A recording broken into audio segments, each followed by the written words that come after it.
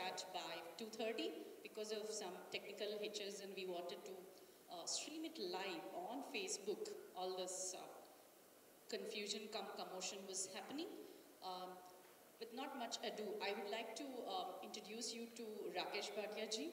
He is TIE Hyderabad's one of the most vibrant charter members and founder of, well, he is a successful entrepreneur. He has been in the corporate for 20-25 years, and then he is now a mentor, a guide for the startups of Hyderabad, and who better can take this mantle upon themselves and do the second edition of Guardian Angel. So we felt Rakesh is the best bet, and Rakesh ji, over to you. The stage is all yours. Good afternoon, everyone. Welcome this afternoon. Thank you for being here. As Sridevi said, this is the second edition. I somehow did not see the hands. How many people said they were there for the first edition of it, other than me?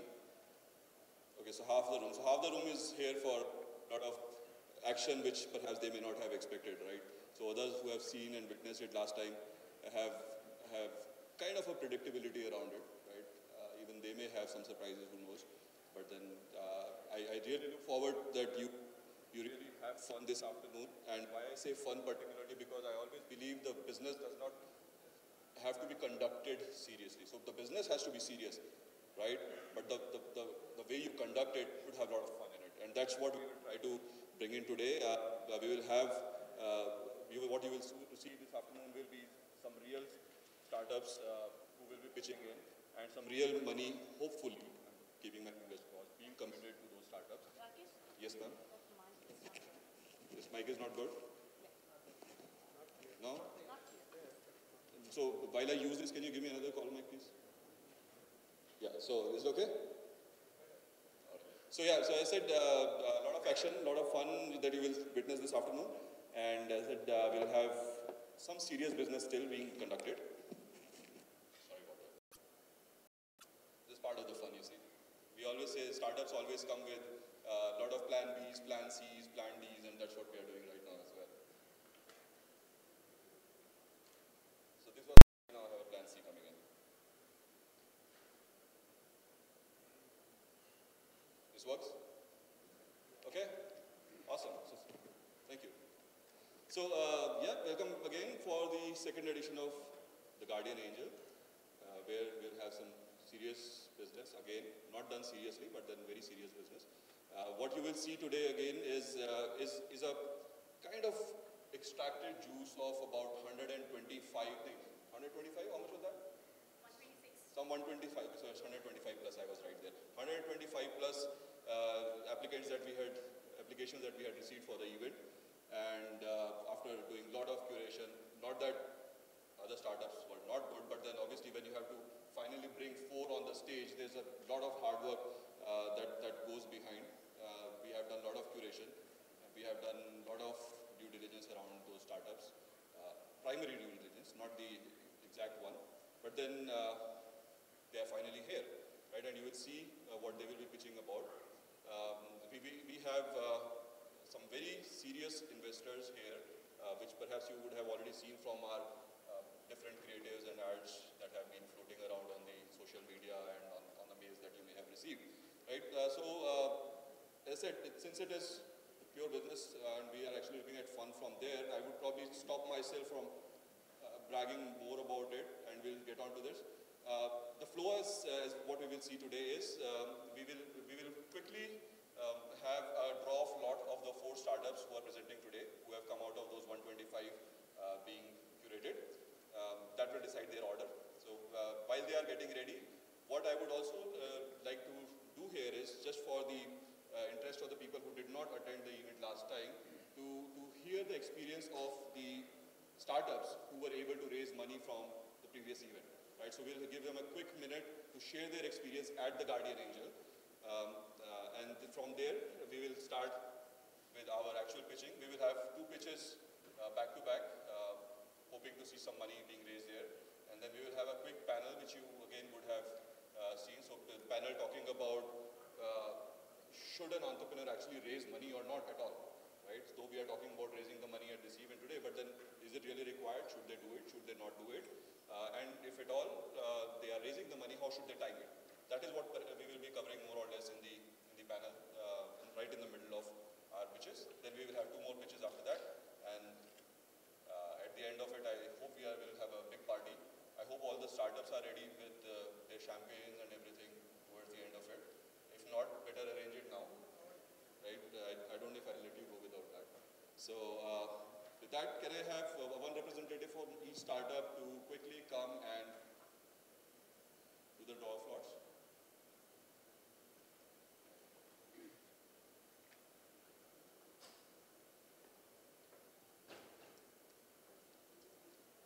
I'm shuffling it.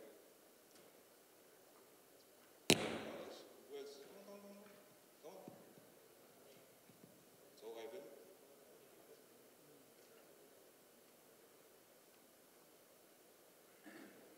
So once they have their numbers, I'll tell you who they are. So we have number 1, right? Who's that? Who's next? Number 4, number 3, number 2. So get ready, guys. All the best. So you can just go quickly set up, and then I'll introduce you to these guys, who they are, and all that stuff once we go forward. But then,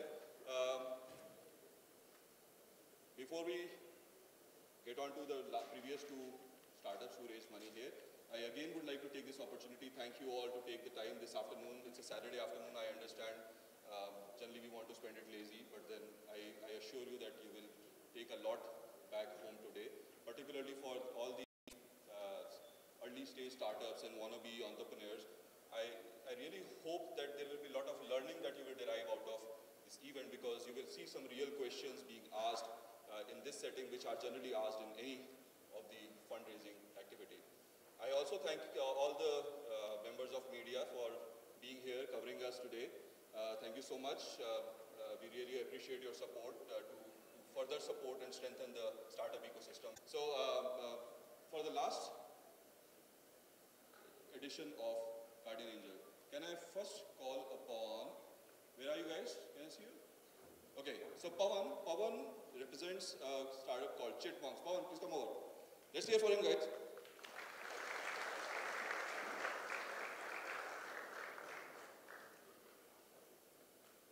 Go ahead, introduce yourself. It will be more fun from your own mouth. Thank you. Thanks, Rakesh. Thanks for inviting again here on Guardian Angel. My name is Pawan, and I represent Chipmunks. I run a company called Chipmunks, who is into organizing registered chit fund business. So we did this pitching last year. It was, I should say, an amazing experience for us. Though we came with, very low expectations. We were like, we were doing it for the first time, and we came onto the pitch. And I must say, Rakesh made us very comfortable on the stage, off the stage, to talk to the investors in the right way. And I'm here today standing because of all the mentors who supported me. Thanks, Sanjay, again. You have been a great mentor all the while. So coming to the experience of Guardian Angel, when we have raised the money, we were sure that, okay, we wanted money. So we were talking to the investors on the stage as well. So I'll probably share more in terms of, how we could make some progress from the money we have made, the progress what we made in the going forward. But overall, the experience was very, very, exciting. And of course, it was, I had butterflies in my stomach when I was on the stage for sure, and today also. I wish all the, participants today all the very best. Do your best. Thank you. Do you quickly want to warn them about what they're going to expect this afternoon? What are they going to expect this afternoon? What should they be? What is it that they are actually going to face from these guys? I think the typical things, right? When the fundamentals, I think, as long as you brings to early and growth stage startups some of the rigor and process of expanding and achieving scale, preparing them for growth and their professional network.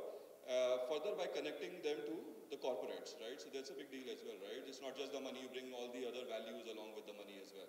So I think that's a very important thing. So, and we always talk about this.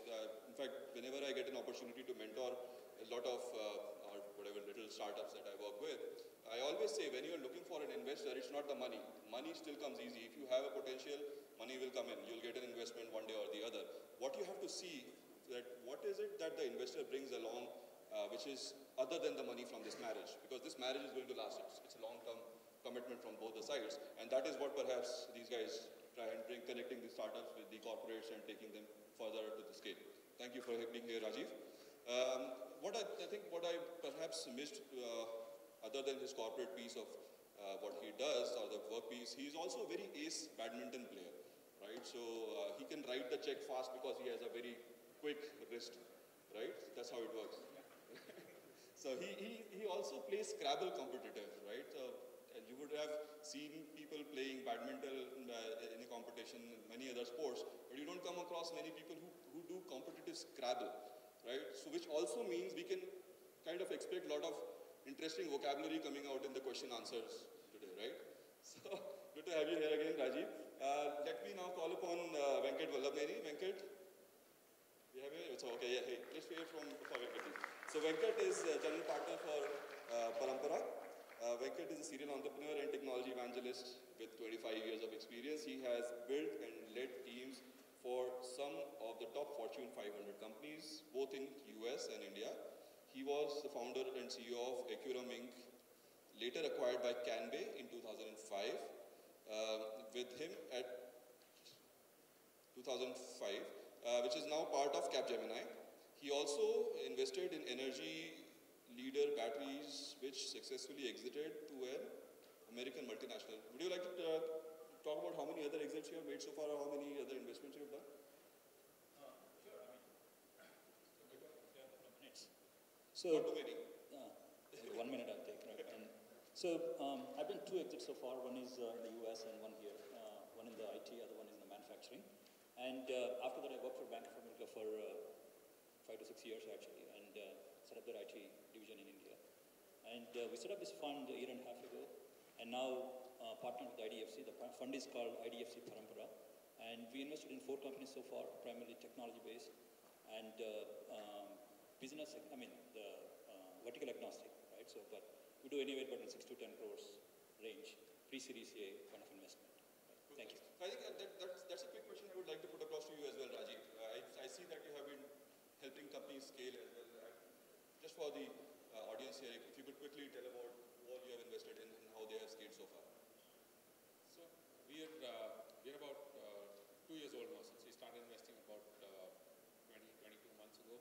We have about 18 to 20 investments. Probably by the end of this week, we will end of next week, we'll have about 20. Our first round was largely vertical agnostic, seed stage investments.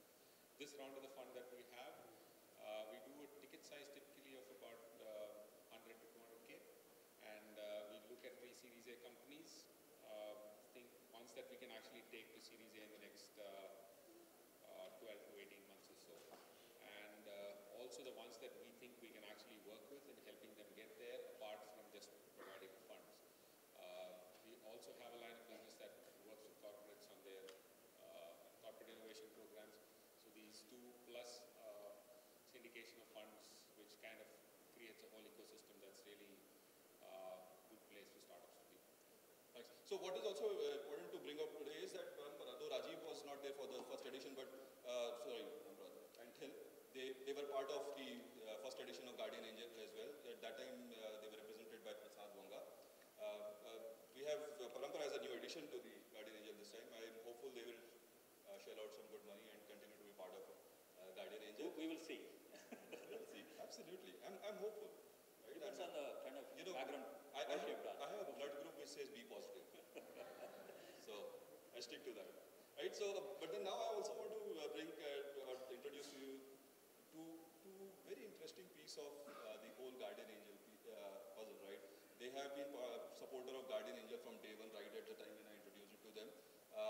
Among them, first one is Kishore Kanji. Kishore is a very prolific investor. Kishore, so he was there last time as well. In fact, I believe he has an investment into both of these startups which you just saw speaking here about their experience. invested at that time as well. He's also part of Hyderabad Angels. He's an individual investor too. Very prolific, very aggressive investor. Very sharp and smart and brings a lot of support otherwise as well. On the text wala introduction that I have is Kishore is the founder and CEO of Aster IT Solutions and the driving force behind its remarkable growth. In addition to his role as CEO of Aster, Kishore serves as the president of the Small and Medium Enterprise Consortium of over 300 technology companies. And all the other things I've already told you. When I was talking about the interest of all these people, what I understand from Venkat is that he's not into photography, right? And he's into badminton and Scrabble. So that's the way I was always asking these people, what is it that you do other than work? And all he does is just collect the mines. So he's traveling all the while. Why I'm particularly thankful to him is because he landed from US last night, didn't sleep all night, and right now he's here attending the event. So thank you so much, Kishore, for being with us. Would you quickly like to talk about your investments? Sure. For now? Can you hear me? No? Hello? So my background is mainly technology. I built a services company. It's based out of US. For the last 5 years, I've been investing in a lot of startups, mainly in US, Singapore, and India. Invested probably in about 50 companies. Mostly on the B2B side, very few on the B2C side. And I've seen some of them go to the next level. Some of them have raised Series D, but I won't count my eggs until I have an exit. I have a couple of exits, but the serious ones I'm still waiting for those. So you're still making for the big one to come in, right? Chota mota baat nahi karni. As I told you, I won't count my eggs till we have an exit. So. Awesome. Thank you so much. So the next investor who has been part of the whole Guardian Angel piece right from the beginning is Jay Patel. Jay is from an organization called NRI Startup India. He founded it. The coincidental and unfortunate piece is that his father was not doing well, so he's still back in Houston.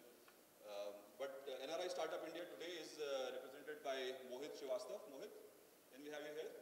So Mohit comes in from their India headquarters in Ahmedabad, and he will be representing NRI Startup India.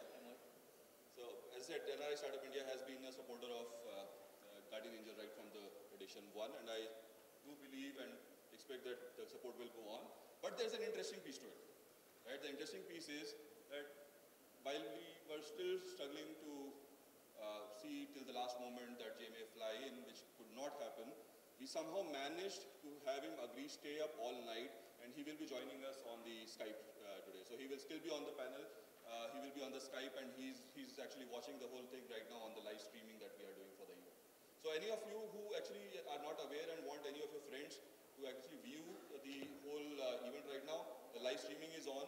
If somebody can actually somehow project that live streaming link while we are starting with it, that will help. Right? If you want, perhaps Prasanna can help. Right? So again, thank you guys. Thank you so much for being here. And now is the time to start the action, right? The whole thing of show me the money, right? So the first one we have today is Go Live Gaming, and we have Ravi representing Go Live Gaming, and perhaps I'll just let it start and get the things rolling, right? All yours.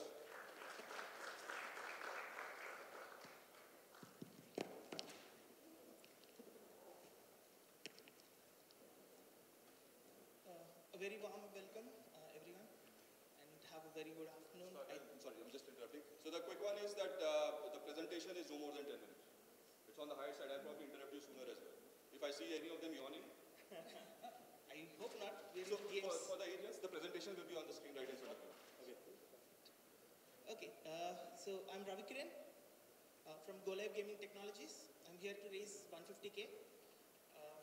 I'm going to talk a little about the gaming industry, why it's a good business, why investors should invest in it. I'm just waiting for the slides, but let me just get started in the meanwhile. How many of you here play Angry Birds? Angry Birds, everyone knows that, right? Okay. I'm going to talk of a very different type of games, okay? But still, they're games. And everyone who plays games has fun. That's the bottom line, right? So, is this insane? Okay, perfect. Yeah. So, I'm talking of games which are a little more mid-core and hardcore. Okay. So I'll just start off from here. Second slide, please. Okay, so today, okay, there are games like Clash of Clans, there are games like Game of War. These games make $1 million every day, okay, and they've been doing that for the last 3-4 years. These games are mid-core or hardcore, which means people. Okay, these games are mid-core or hardcore, which means people can spend thousands of dollars, they can spend thousands of hours playing these games, and they're not just your 2-minute, 3-minute kind of games. Okay, next. So I'm just going to take an example of a game that all of you know, Angry Birds, Rovio. They have more than 1 billion downloads for Angry Birds, right? So even a company like Rovio with 1 billion downloads and a super duper hit casual game had to make a game called Angry Birds Epic. In Angry Birds Epic, it's a more fighting oriented game.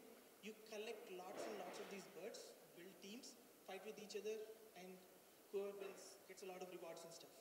Okay, just a comparison last month in May on iOS, Angry Birds had about 2 million active users, made about 30K USD. Angry Birds Epic had just 100K active users, but made more than 100K USD. That's 60 to 70 times more. Okay, mid-core games make a lot more money than the casual games. And the fundamental line here is that gone are the days of the downloads or ad-oriented games alone. Today, it's premium content, it's essentially high-quality games that make a lot of money. Okay, next. So the mobile gaming market itself is about $110 billion. The overall gaming market is about $110 billion, out of which the mobile gaming market is about $46 billion. These two games, these two genres of games called card games, collectible card games, and massively multiplayer games, online games, between the two of them, they own about 40% of all the revenues. So two genres of games make 40% revenues of the 16 billion, about $16 billion. Okay, and these games have lots and lots of content. So every month you see these games launch $1,000, $5,000 worth of content as a cadence cycle. So what it means is if the game like Clash of Clans has $120,000 worth of content in the game, you put in another $10,000 worth of content. All the hardcore guys who like the game, who have been playing for last 1 year, will keep putting more and more money into the game even now. So that's how these games make $1 million or more every day. Okay, and this makes it inevitable for all the IP players. I mean, mobile gaming is bigger than Hollywood already. Okay, all the Hollywood IPs, all the TV IPs, they have to come into mobile games to monetize. This is yet another stream which they can't ignore. So, who are the people who put money in mobile games? Okay, there are existing game studios who have already built hits on PC and console. They're coming into mobile games. There are also these film, TV, IP guys who are coming into mobile games. There are also someone called game publishers. So these are like the movie producers. They put money into mobile games because they know the returns are huge. Okay, what is the challenge? The challenge is they have to build an innovative game very fast, very quick, understand the audience in a beta cycle, do it in an affordable manner so that they can go spend millions in marketing once the game is ready, once the game is tested. And they need tech for all of this to happen. And that's where we come in. We build the tech needed to make this happen. Okay? The way we do it, okay, the simplest layer is art, or the last mile, which is reskin. So each game looks different. That's the simplest thing that almost all the decent studios out there can do. And then you need to innovate, as in help build more game mechanics, more gameplay into the system. That's where we build our frameworks on top of the world's best game engine called Unity right now. And all our frameworks are built on top of that. So we help innovate. And then every game needs a game server. Today is the world of online and mostly multiplayer games. So all these games are server driven. You have push notifications, you have store, you have items that you can sell. You have player data which is analyzed to an extent that you know this guy doesn't have food, let's give him an offer for 1 million food extra. If this guy doesn't have gold, let's give him an offer which will give him 10 million gold extra. So we built the tech to make all of this happen. So how do we work? As in, what is our business model?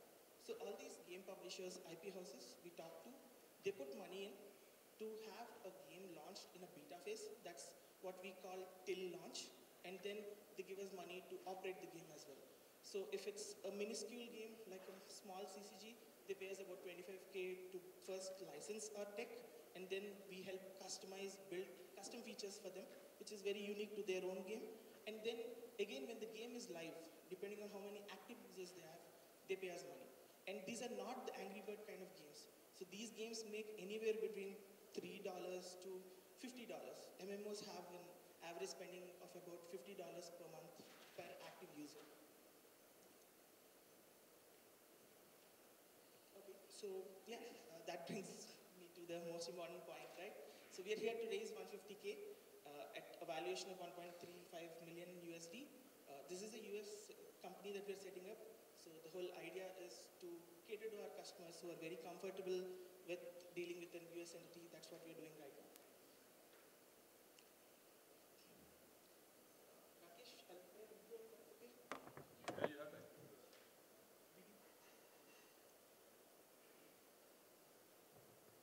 Okay. So let me also talk about the team, right? I mean, why we are the best guys out there. So India has about 650 companies into games. All these companies are trying to build games, but we are a class apart. The team, okay, the experience that we have. I've been in gaming. I represented India in an equivalent of, let's say, the Cricket World Cup. I played for India in Age of Empires, which is a very hardcore game. And then I headed teams at Hitachi Consulting. I headed teams in Hike Messenger. I brought back a game from Rockview, US, completely owned and operated. It was making about $300 per month consistently when it was in the US. I brought it back to India. We made about 450K USD per month. So I built a game which has about $5 to $6 million revenues every year. Your team is here right now? Your team is here? Yeah, my team is here. I have my co-founder OVL here as well. I'll play a small video and then go back to the team. Audio. So this is more like a tech demo. In the darkness of the forest, she comes up a crowd. Mowgli stops to listen as he hears the mighty growl. In the jungle, buckets in the jungle, in the jungle, buckets in the jungle. Bagheera and Baloo are at the back inside. In the jungle, buckets in the jungle, in the jungle, buckets in the jungle. I think that's it. Okay, so the reason why I showed the video there and we kept it really simple is it's an existing IP. There's a TV IP which plays in about 147 countries. We took parts of it, embedded game logic into it. All the 60, 70 characters in Jungle Book are now characters that are playable inside the game. So you purchase these cards or characters and then you fight with each other. So again, back to the team. OVL here, who heads the business, has a degree from IIIT again, Alumni, and he's been a successful entrepreneur earlier. He's been in enterprise sales. Manjari has been working on the tech for quite some time. She's the brain behind it, all the ML AI stuff. We have a team of about 11 engineers, all from IIITs, a whole alumni network of IIIT. Yeah, I think we're looking for advisors who not just bring money in, but also will help us take this to the next level.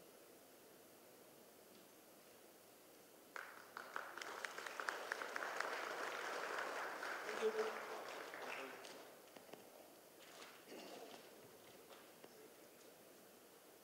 Yep.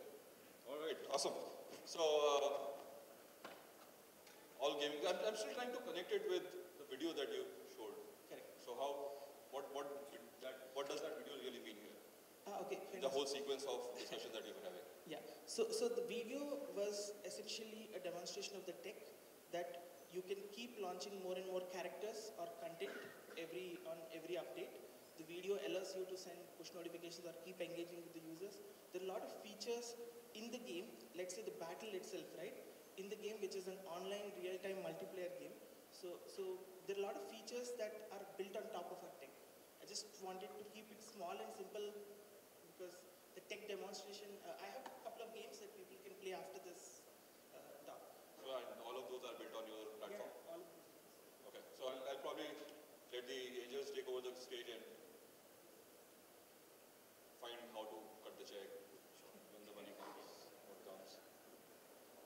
It's like a good solid platform. I just want to understand what the current traction is. You also have some games as well, which are your own.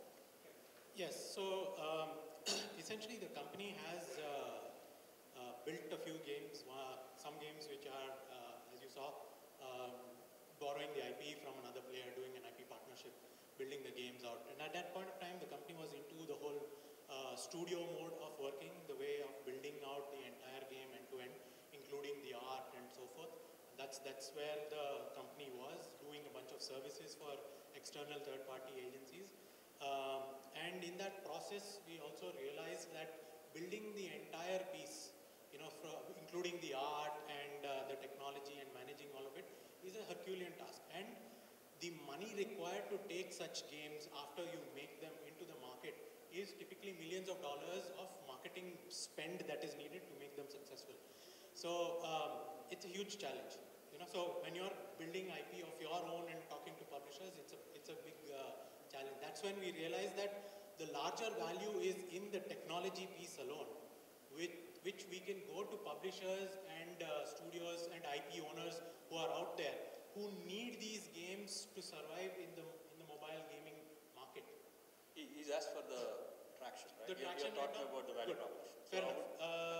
So we are working with an Indian publisher right now, and that particular game, they have invested about $60,000 into the game with an ongoing recurring revenue of another $60,000 throughout the entire year, including a 10% rev share. If the rev share kicks in, it will probably be more. So that's your game, you said? You guys developed that? We built that game for them, for that publisher. So that confuses me a bit. Are we talking about the technology here to build the games, or are we talking about the games, building the games? We're talking about the technology here. The publisher actually has an art studio that is based in Jaipur that they're working with in order to get the art done. But then what is it exactly that you do? Are you doing the games or are you doing the technology?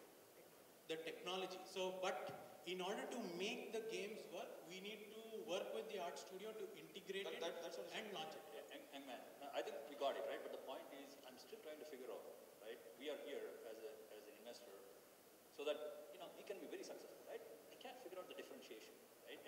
While you're talking about the platform, using the Unity and other frameworks, you're putting a framework.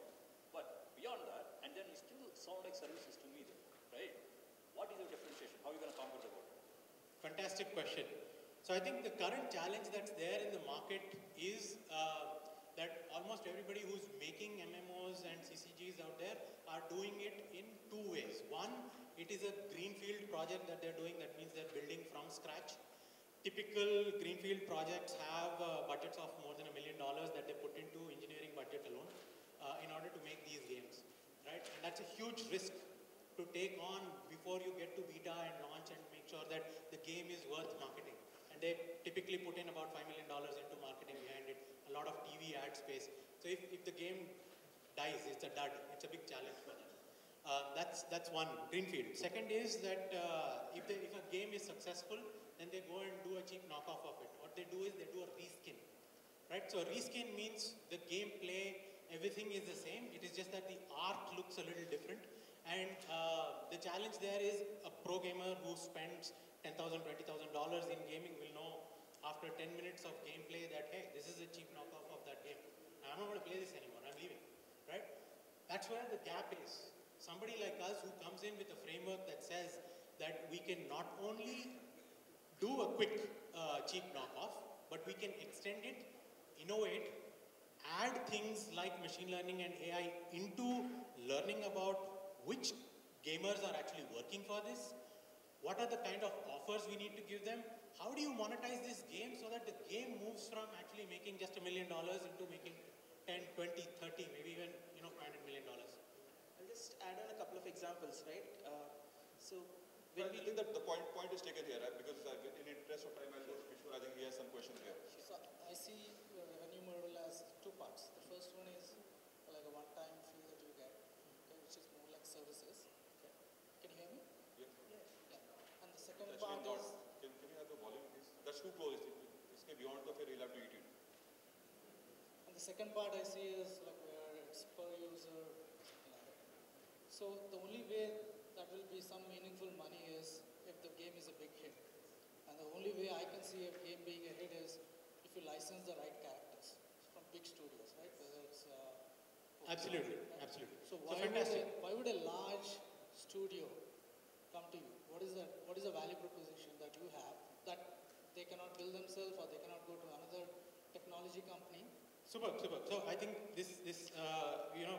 Ravi was there at the GDC last year.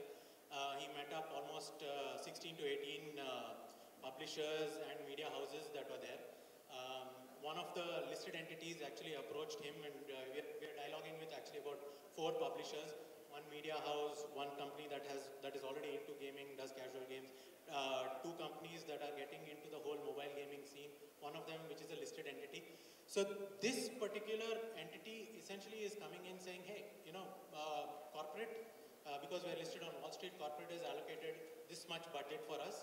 I have to play within this budget. I need to get to a quick prototype so that I can demonstrate that this is of certain value. I can do a quick beta within the circles so that we can show the metrics that this is worth putting millions of dollars into marketing for and get that approval from the top. That's why they need us. They need us for that, and they need us to innovate on top of that. Yeah, not just that, 3 of our categories, right? Of the 3 categories, media houses don't have any tech. I mean, let's say Cartoon Network can't go build a game because they don't have any game development teams. Okay? Game publishers typically take this IP and go build games on top of the IP. Again, if they don't have a presence in CCG MMO space, they will need us again. Now, the value proposition I still see is the cost. So I'm trying to understand over a period of time, since you said you develop games for other publishers, have you developed IP which acts as a platform where it's much easier to develop a game, the machine learning and everything, rather than them going to other technology companies? So the machine learning and AI are to actually monetize the game better. So I think, I'm sure you are aware that, Amazon and all the big companies that are into e-com invest tons of money into machine learning, primarily to say, how do I fix my pricing? There are so many, as he was talking about, $120,000 worth of content in the game. How do you price that? How do you make sure that you can milk your typical gamer better? At what point of time do you give him an offer? What kind of offers do you give him? How do you do all of that on the fly with millions of gamers playing on the game? How do you get all that data? How do you crunch that in real time? How do you make sure that they get it at that right time? And because this particular market, in this particular market, they have what you call whales, right? 10% of the users contribute 90% of the revenue. Understanding their behavior is very, very, very critical for any new game to be successful. So if you get that right, and only a technology company that is doing that kind of churning will be able to do that for you. If you get that right, you can launch new games. You can create the variations that are needed to succeed. So I get the on the need to get the analytics bit from the users strategy will be future games and monetization and so on. So every one thing on the games that you said is successful, right? I mean, even the 90-10 rule that you said is, I think, applicable to the games as well. So there are certain core, that have been hardcore games and users who want to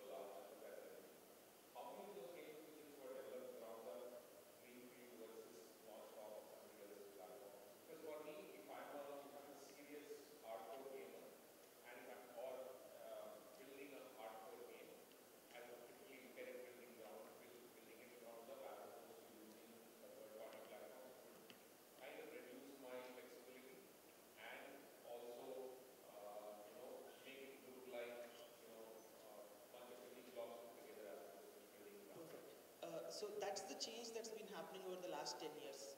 10 years ago, a good big title would have just $750,000 as the license to an Unreal Engine on day one. Today, that's come down to almost zero with Unity. And then the blocks. If you start building everything from scratch, the game will take 2 to 3 years. Now we are bringing it down to about 6 to 12 months. So that's a huge go-to-market save, which also means on the tech thing, if it's greenfield, you can innovate in 5 or 10 features. You can't have a 100-member tech team for every game. Because a game like Clash of Clans has a 30, 40-member team dedicated to keep pumping content, keep innovating on tech. You can't do that for every game as a studio. Right. So, ladies and gentlemen, I'll take a quick pause here and would like to welcome Jay Patel. He has joined us live from Houston. Jay, I hope you are able to hear us. I know you are on mute. If you can hear us, can you please unmute and say hello to the people?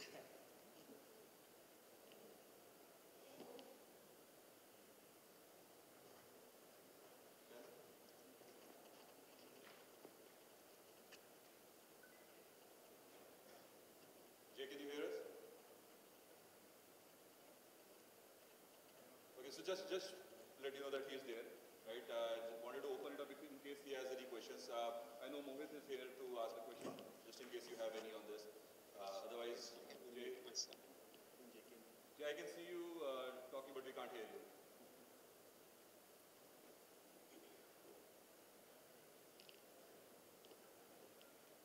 Right, so you have any last questions? Anybody?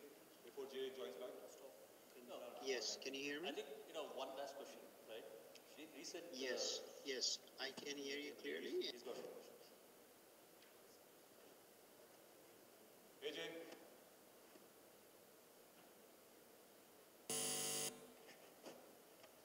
I feel like that correspondent on some TV saying, "लगता है हमारा उनसे connection टूट गया है, अभी जल्दी मिलेंगे." So, Jay, you there? Sorry for this small hiccup, guys. It's trying to cover it up with all the. So yeah, let's go into the questions till he comes back.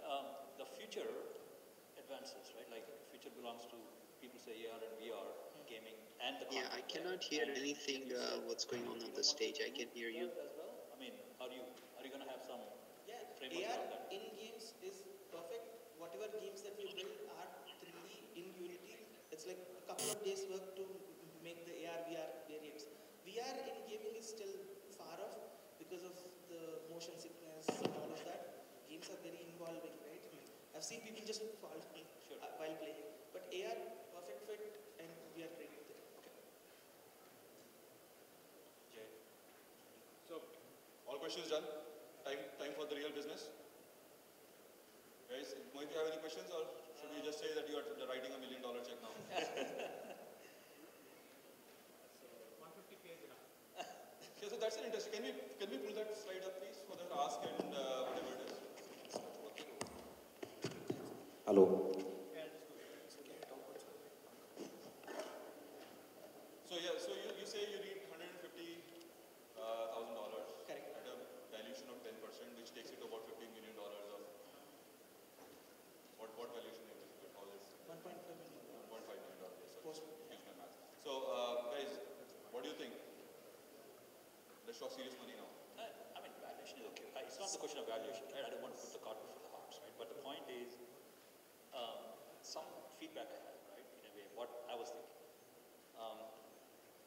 When somebody asks about the revenues, you are not very confident about stating your revenue numbers, right? I'm not sure why, right? Because is it because it's a service revenues or whatever? But I'll just leave it there. Sure. And then when you talk about the product and framework, right? And I fail to see the actual differentiation. This feedback, don't take it, very, very negatively, but we are there to help you as well in the future, right? But product and framework, I can see the differentiation, and then I can see the scalability. It really sounds like services to me, to be honest, right? Again, that's my lack of understanding could be, right? No, nothing like that. So fundamentally, the domain expertise of having worked on MMOs, worked on CCGs, is something that we're bringing on day one, which publishers or film houses need. Right. Not just. But CCGs and MMOs, right? All the major game developers would have some expertise. I mean, again, I could be wrong. Last thing is machine learning and AI, right? We talked about machine learning and AI, but how do we apply it all stuff? I'm not sure, because everybody talks about that recently. I'll give with all that background, Just take the feedback as feedback. because We come to that. as I said, we are there, right? We are in Hyderabad, right? We are in Tihar, and you can always come to That's us. what we need. That's what we need in order to be successful. And so, The investor side. with all that thing, right? I mean, I cannot see, right? I'm not able to grasp putting my money out there. How are we gonna conquer the world? Scalable. How are we gonna multiply my money as well, right? With that background, I'm out. Oops. Seriously? I thought you were the first one to cut the check. You know, there was a rule we established in Guardian Angel 1, and I'm sure most of those who attended would know that anybody who asks most questions puts most money. Then I should shut up. May I quickly respond to that? Yes. Yes. So essentially, the services component is only up till the launch. After that, we charge 10 cents per user per month, or 10% of the revenue that they make. Right. So if a game becomes wildly successful and starts making $200 million a year, I rest my case. Wait. Rajiv. Yeah, so for me, very similar to what you're saying. So one is, if you have to make that money, you need to be able to pay, and I'm trying to see why a large user or publisher actually use your platform. I haven't seen that in the pitch. Maybe we can talk about, you have signed on a few more Yes. larger publishers, happy to re-engage. Yeah, I think that's my view. Oh, you're out as well. Yeah, yes. So, is this where my last hope rests?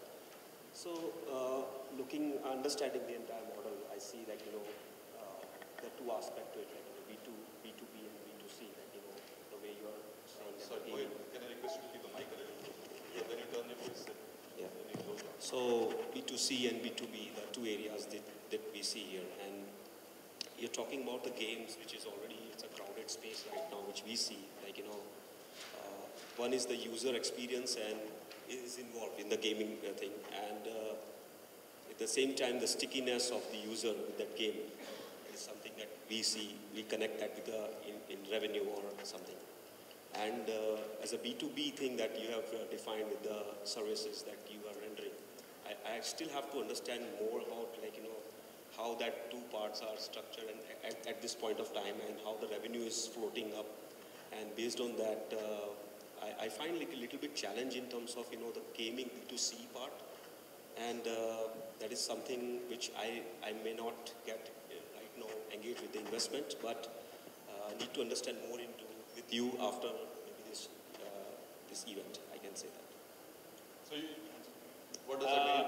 I'm not getting in right now at this point of time. You're not? No. So, all of them have an interest, but then I still have one check. I have similar feedback.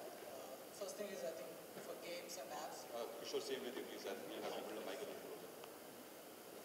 How about now? Yeah. So, one of the challenges I see with the apps or any of the games, discovery is very difficult in the App Store or in the Play Store. So, unless you have licensed your technology to a large publisher, and I doubt if any of them will sign up with you. The first thing is, I think you need to develop IP of why, or a platform, and make a strong case why those large publishers can come to you. Okay? At this point, I don't see the differentiation. For that reason, I think I'm not able to invest. But in the next few months, if you do develop anything, please come back to us. You're in Hyderabad, we're in Hyderabad, so you can always Right. I think you have more than what you projected today, but I think that's where you need to bring out the strengths of your achievements, right? Revenues, team. How do you make the differentiation? Very critical, right? I think that's where I'd like to understand, right? At this point, we are. Particularly the traction that you want to see and then have them come back. So, what you say that you kind of are okay with what they are doing, but then you want to see the traction and then. I think one thing what I want to see is I think you're trying to transition from a services company to a technology company, like a platform company. Correct. So I think we want to see the transition. Okay, you haven't started that. We want to see that you take that first step and see what you have developed, and then come back to us. Because right now I think you're in that midway, and I think it's a challenge for investors also to see whether you will. So, you want to basically be sure which path you are taking and then come back to the investors. Good. Thank you so much for your feedback, gentlemen. Thank you so much, Ola, joining us here for your piece. That already makes me nervous.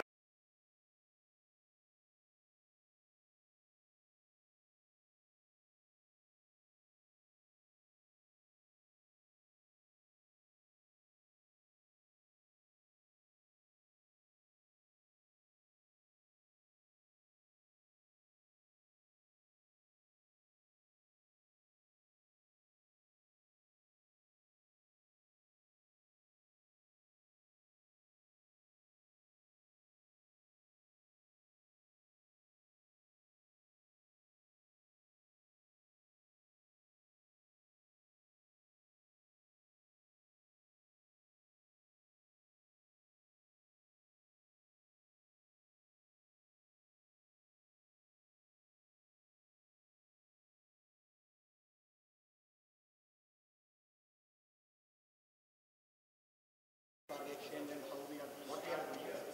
We can't hear you. Can you hear me? So take this. I'll come back.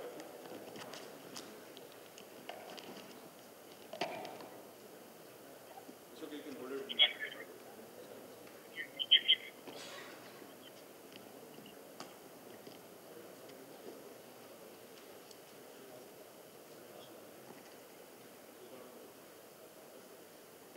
Hello. Just to come back, good evening everybody. This is Srihari. Today I'm representing Carve Exchange. So Carve Exchange, I can. as the name suggests, Carve Exchange is a stock exchange for trading of freight and trucks. We provide a SaaS-based transportation exchange platform, which is designed to automate end-to-end transportation activities in the supply chain of transportation.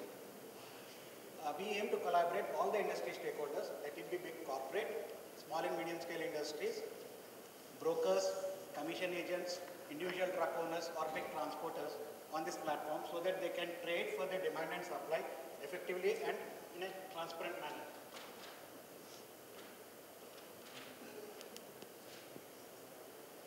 Let's see the market size. So the overall transportation spend in India is around 140 billion. In this 140 billion, 60% has been driven by road. Out of the 60%, 85% is the unorganized trucking market. You can see your screen there as well. Unorganized, as I'm mentioning, saying that unorganized trucking market is around 85%. So this 85% is around 70 billion market of Indian road freight transportation. So our whole idea is to disrupt this particular market by providing technology as backend. So let's see what are the different pain points of this market and what is the solution we have been trying to provide. Undefined price discovery. As the complete market is unorganized and fragmented in nature, all the stakeholders transact within their own limited network. And these guys will not be able to derive there is no standard mechanism to derive the price of transportation. Thereby, this leads to unfair pricing and increase in transportation spend. So what we provide, what we mitigate for them is we are providing them a booking engine. Basically, a booking engine is where all the stakeholders can post their load requirements. Whenever they post a load requirement, all the registered transporters can provide bid signals that particular requirement. This large number of bids will help them derive the price of transportation, and they can actually, this can be extended for auctions, that is like tenders, which can be for a monthly, quarterly or for an yearly, as well as on the spot booking.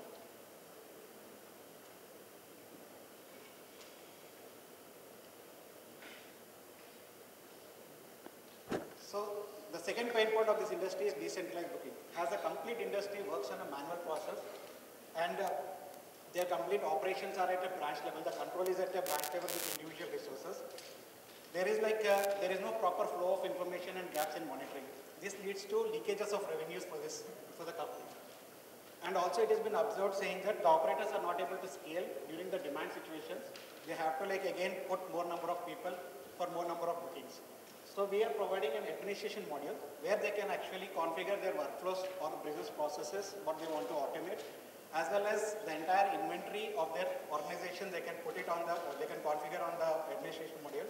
The inventory can be their vehicles, their brokers, their rates, or their documents, or whatever the payments types they are trying to do, they can configure everything in the administration module.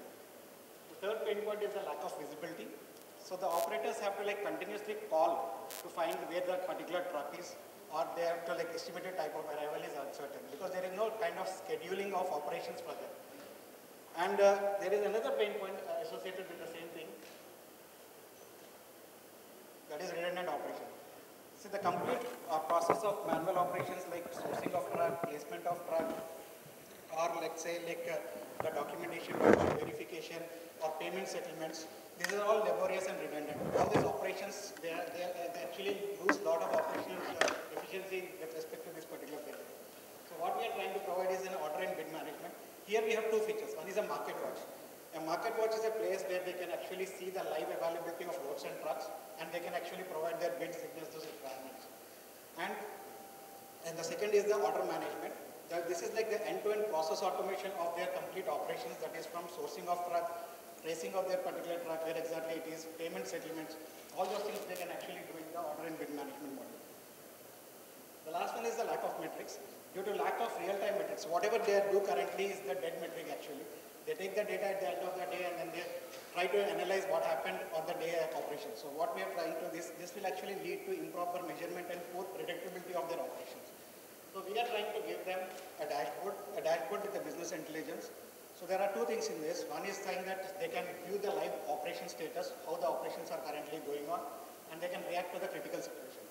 The second part is they can have the instant vendor KPIs with reviews and ratings. They can identify saying that which vendor is actually providing the proper operations for them. And the third thing is the freight index. So what we are trying to come up with is, our vision is to come up with a freight index where they can see the live market trend with respect to a truck, with respect to a lane, or with respect to a cargo type. What is the race going in the market, and they can actually check back saying that whether their operation guys are actually booking at the right prices or not. So this is like the market pain point, and this is the whole platform we are trying to build. So our vision is to create a public exchange. Now let's see, in the public exchange, you have small and medium scale enterprises, you have individual truck owners, you have individual brokers, and we are trying to like pull them like with two different products. One is like to enable the public exchange. We are trying to build few private exchanges actually. I'll come back what exactly is a private exchange. And also we are trying to give a broker TMS, that is for the individual transporters or individual brokers who actually operate in the segment. So let's come back to the private exchange. So private exchange is like an exchange within an organization. So when we meet an organization, we tell saying that okay, this is an exchange which is only in between your organization. All your vendors can actually participate for this in this exchange, whatever like rates they are posting it. They can have their own brokers. There may be a broker which is having a broker TMS which has been provided by a Carve Exchange. So what happens is whatever load requirement is there, they will be posting on that exchange. And if the brokers are not, or the registered vendors with that particular private exchange is not able to close the requirements, those requirements will come onto the Carve Exchange platform, where all the other registered brokers or all the other registered transporters who are registered with us can actually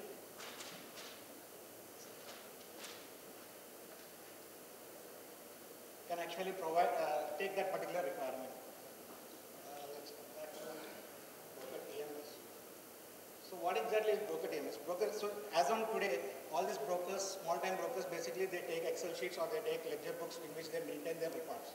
So what we're trying to do is we are trying to give a small end-to-end platform where they can do from sourcing of truck to payment settlements, how much payment it has been pending from the vendor, how much payment it is being, they have to pay to the truck drivers and all those things. So complete fleet management we are trying to give it using a broker TMS module, in which what they can do is they can manage their own orders. So these are the orders which they have marketed, they are actually doing within their own network.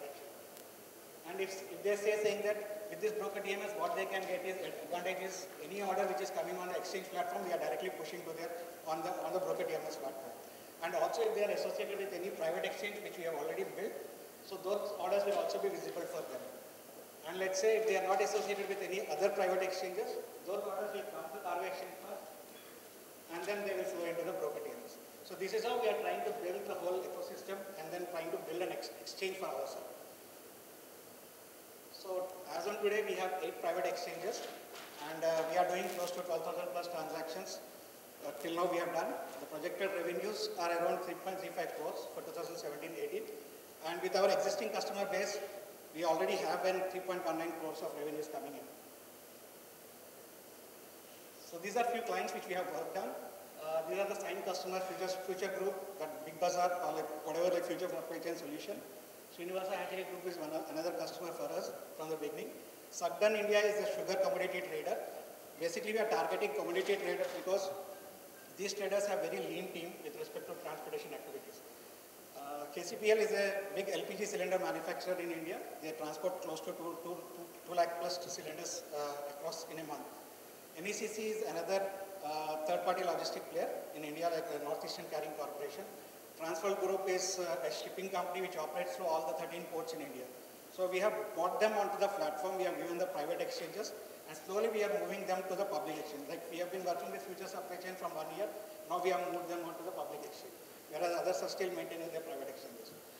Currently we are doing POC with Coca-Cola, one of the beverages company in India, and we are trying to get all their operations onto our platform.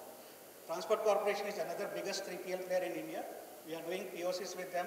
They have close to 11,000 bookings in a day. So that is how they operate. Dalmia Cements, Chettinad Cements is again cement manufacturing companies. They have a typical transportation business model. So we are trying to see how we can actually ease their operations by bringing our model into them. We are done with the time. How much do you have? 2 minutes. So 2 minutes? 20% of the time. So you have to get it quick. I think you should cover what you're looking for, actually. Right? Yeah, obviously this is one. So our business model are 3. One is like public exchange. We charge 3% of the free charges from the carrier, whoever supplies that truck, and we charge 250 rupees flat from the shipper. And on the private exchange, we charge based on the transaction because we give the SaaS model to them. So anything which ranges from 70 rupees to 150 rupees to them. For the broker TMS, we charge 500 rupees per user per month. So if you see, there are 9.3 million registered trucks in India.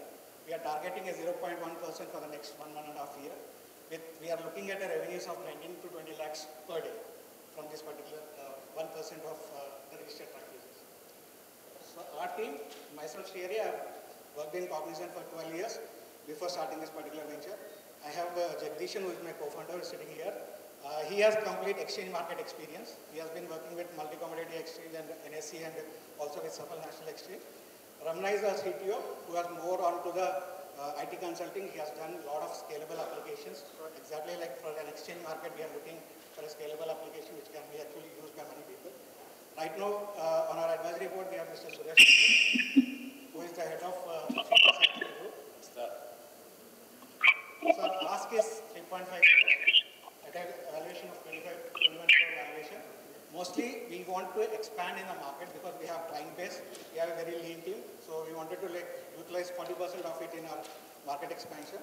Product development, we wanted to come up with an LTL model also. We have our full end-to-end model for the FTL. We want to bring the LTL model as well as all the bill discounting platform we want to build because all the sourcing of trucks is happening on our platform. We know saying that which vendor needs money.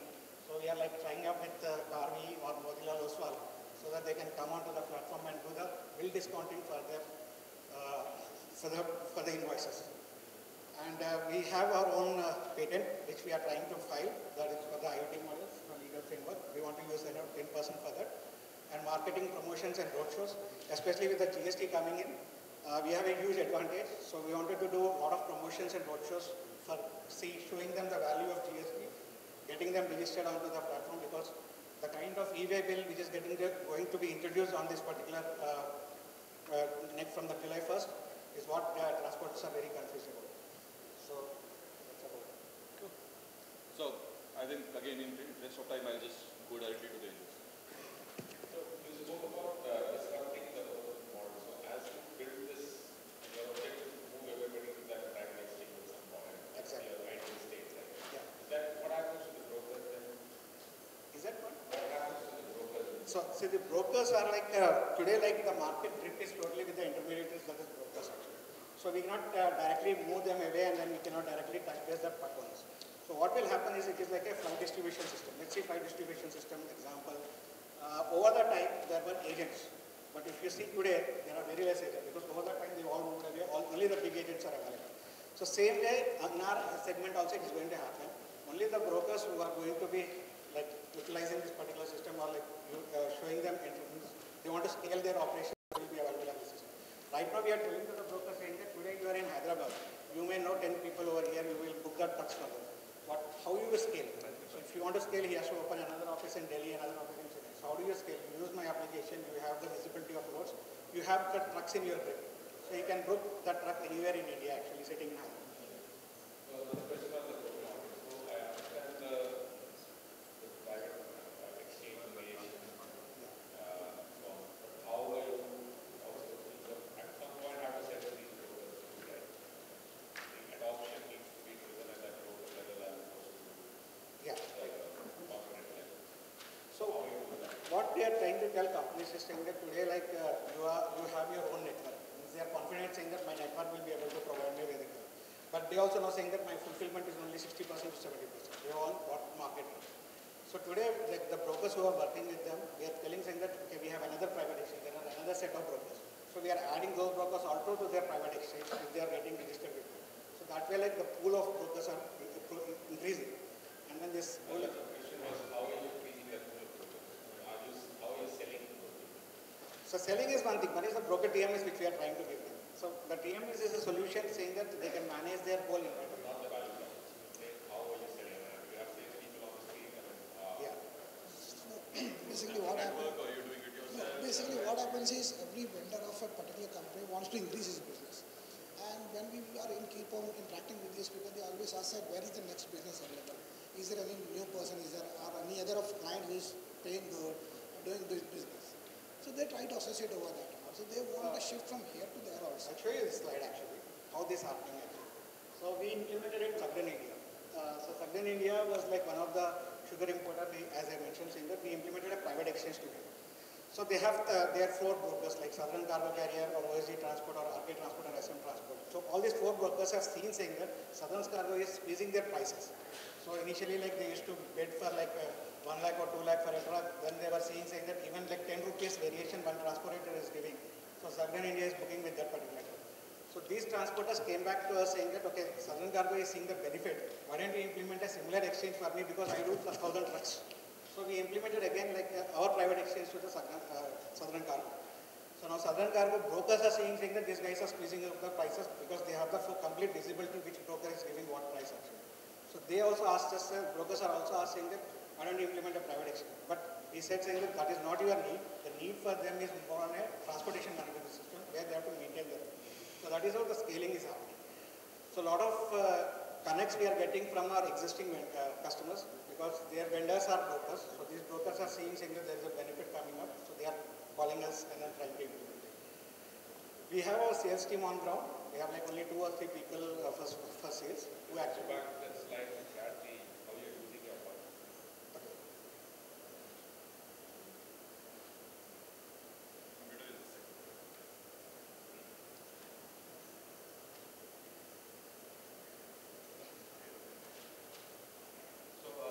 Gentlemen, again, I would request you to be a little louder. For whatever reason, somehow you're not heard at the back.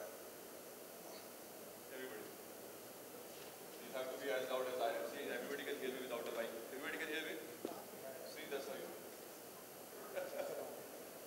So anyway, so I just want to understand how much you planned for those sales people. I'm just thinking that the driving of adoption. Okay. See, for us the adoption from our spend right market expansion which I told 40%, it is most for the operation, not for the sales.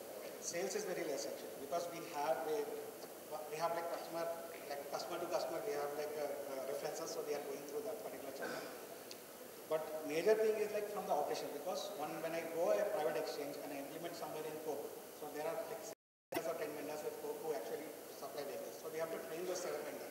So when we train these particular 7 vendors on our app saying that how do you bid, how do you do these things, we are actually taking their operations very easily. You're using that as to show up on an operation.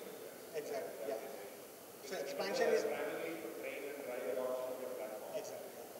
Because this is the kind of new thing which they are seeing, but we are also we have to like train them saying that how effectively they can utilize it and how the transferring system will work. Can you you hear me? Yeah. All right, let me take the mic too. All right, this is very interesting space and very complex, but I've been tracking this for a while. I have a couple of questions, more actually, but I'll limit it to two. Rakesh is talking.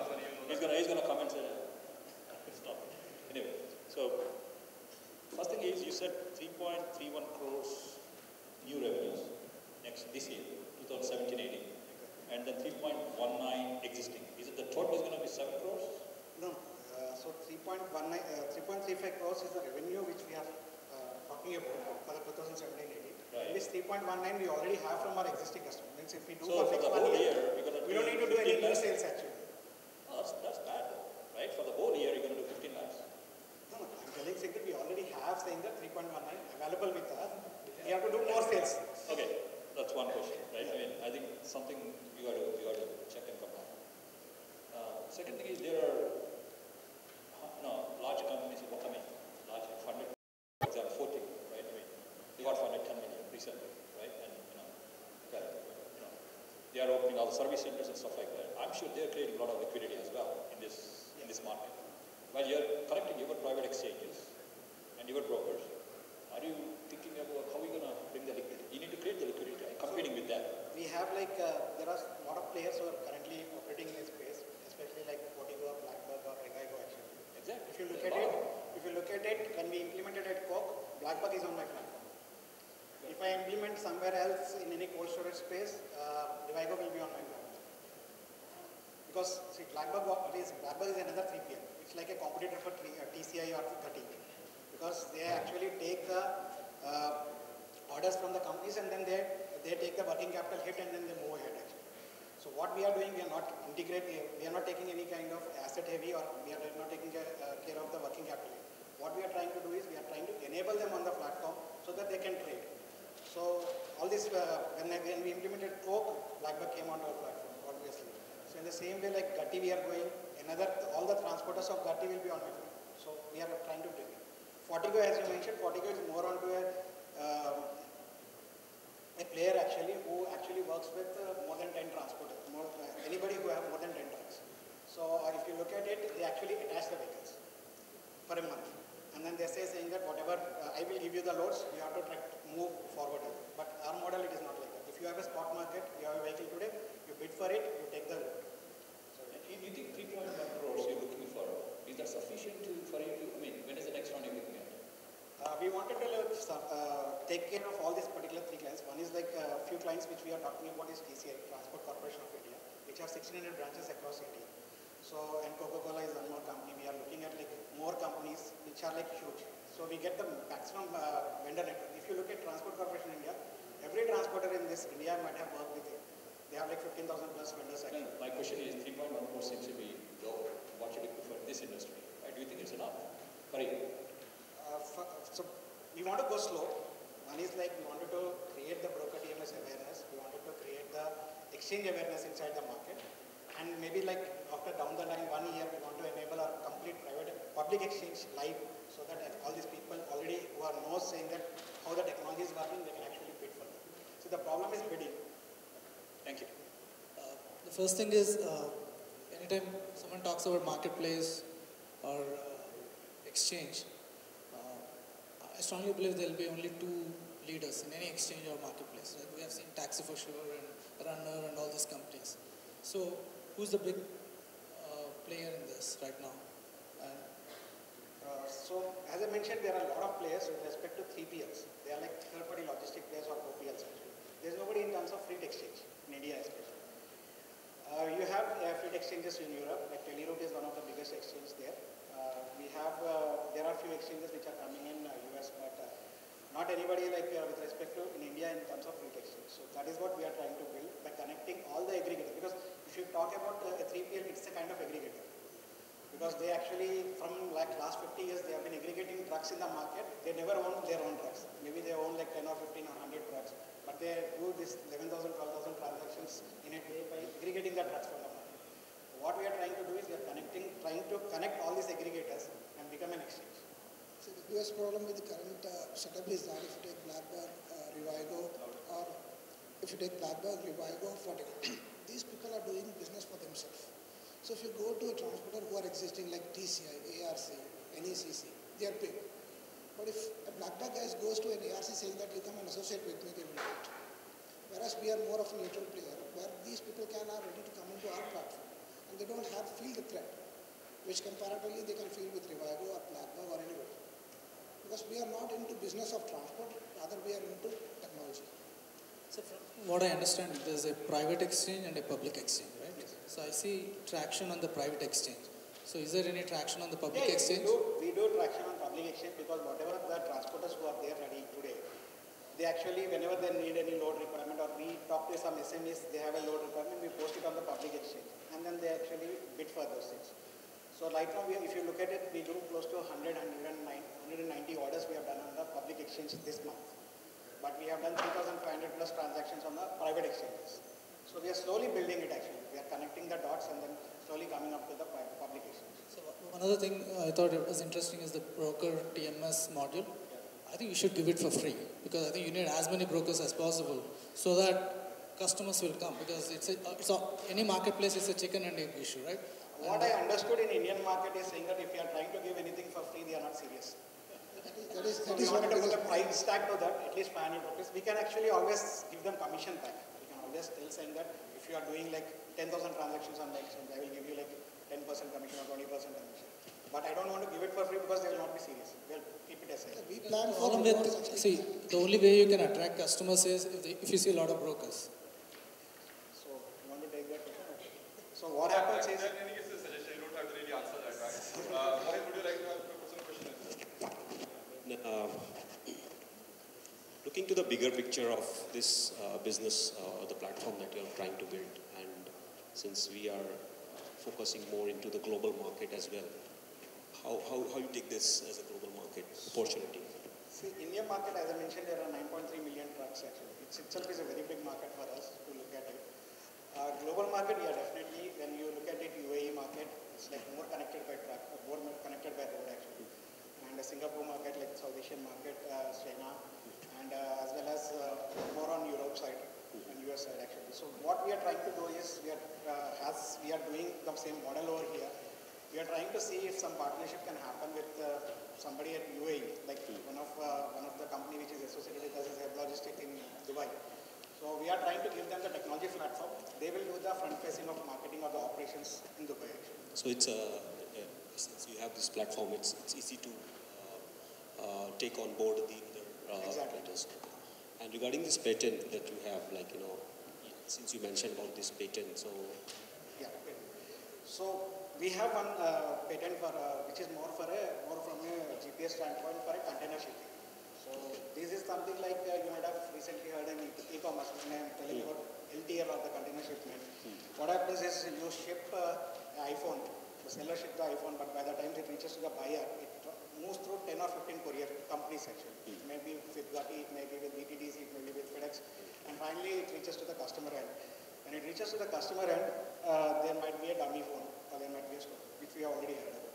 So what is our patent, our module is, it's like a 1 rupee size module. Actually, we have already done it on the developer board actually. So it's based on a sensors, light sensors, which will actually see the light based on a box or a container. If it is open anywhere, he can immediately alert the system saying that who was the culprit actually. We cannot catch that guy, but obviously we can tell the company saying that which service provider had an issue with respect to. So gentlemen, I think I'll have to jump in here because we have already extended time. I promise next time I will start question answer from your side, Mohit. Right? So we'll give you more opportunity to ask more questions. Even the decision making should start from there. I think the decision making should start from here. So let's do it now, right now. So let's see, what's your take on this? I'm still thinking on the valuation part, which is 21 CR valuation. I think we can take it 100. So it's I think how much, half mil, something like 3.5. 3.5 is half a million. So we can go for like 100K. So you said you have an interest, but you want to talk about the number. So what is it? Can we hear that again? 100K. Can go for it. So what is it that you want to put if just in case you come to that? So you say you would like to commit about 100K? Yeah. At the same valuation? The valuation, we have to work on it. I'm committed with 100K, but again, I have certain concerns with the valuation. But then we have to close on the stage. So yeah, what is it? Where do you want to close?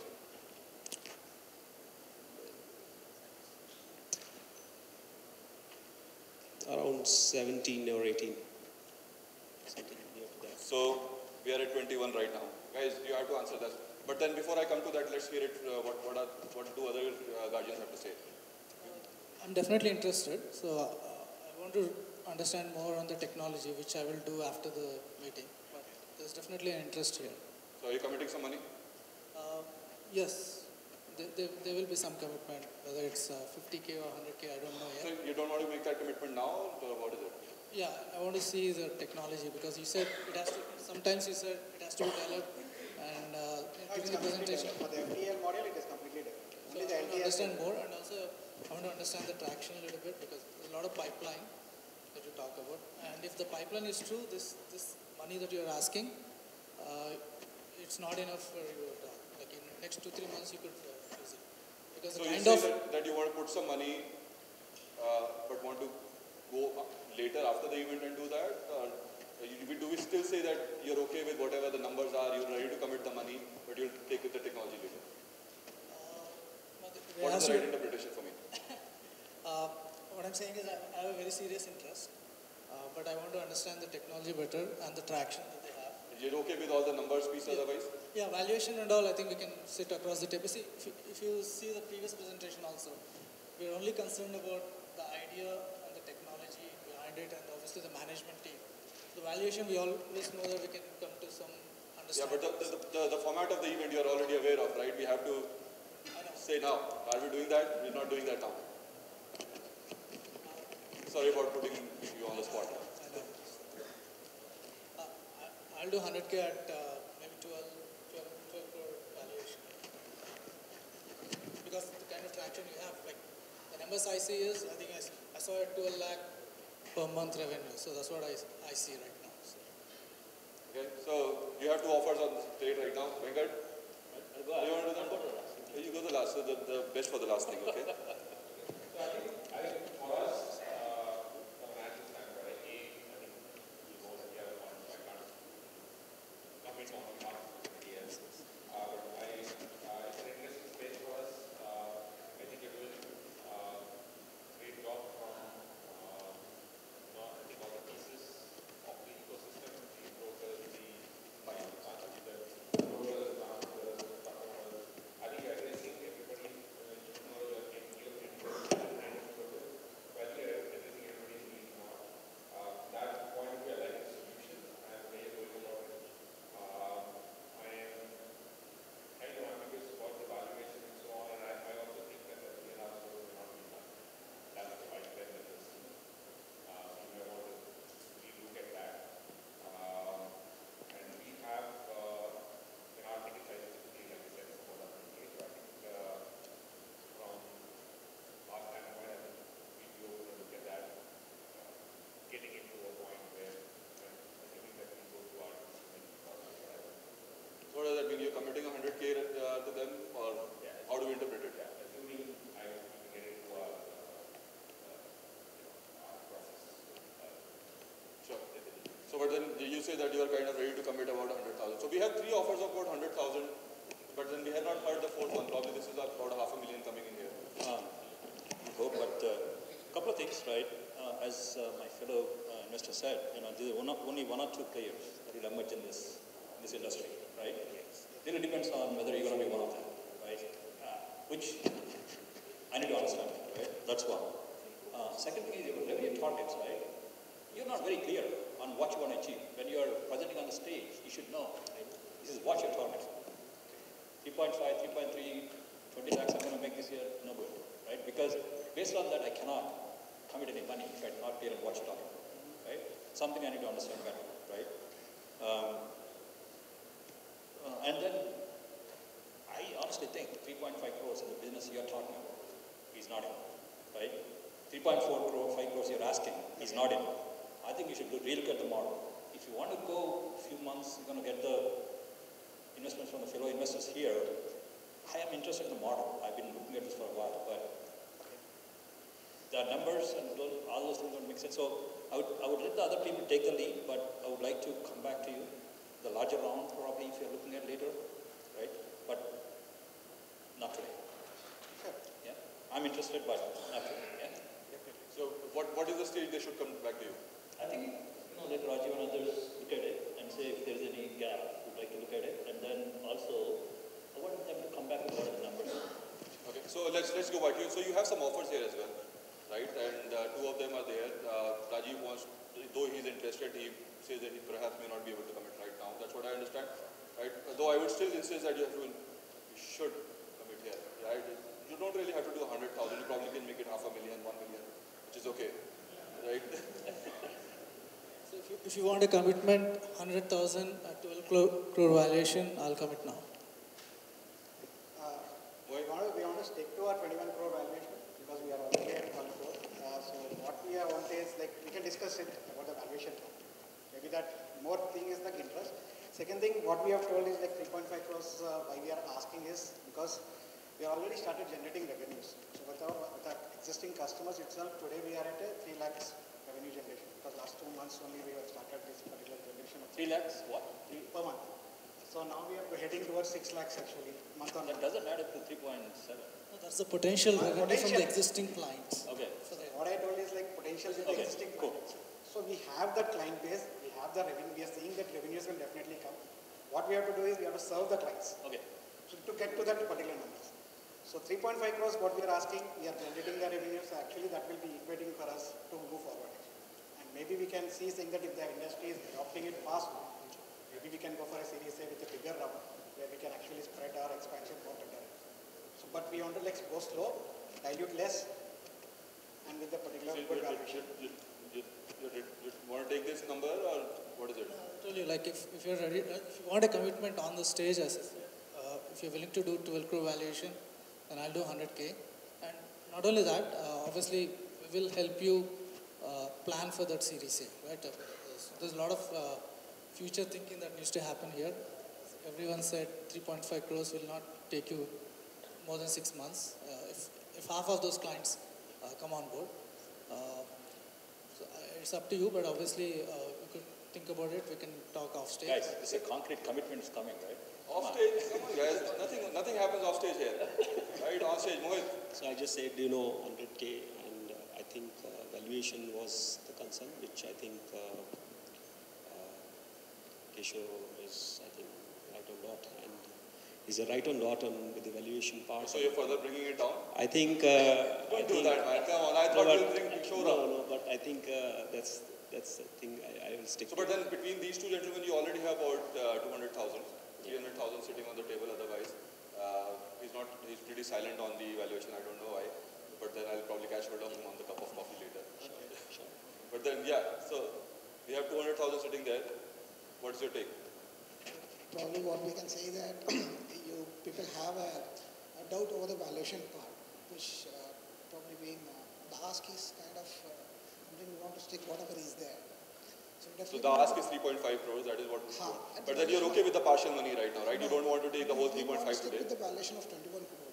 So you don't want to budge on the So we valuation fee? definitely would want to sit across with them and clarify on the kind of Valuation part we can always clarify. See, if we had to do things off the stage, we would not have set the stage, right? So the people are here to see some real money on the stage.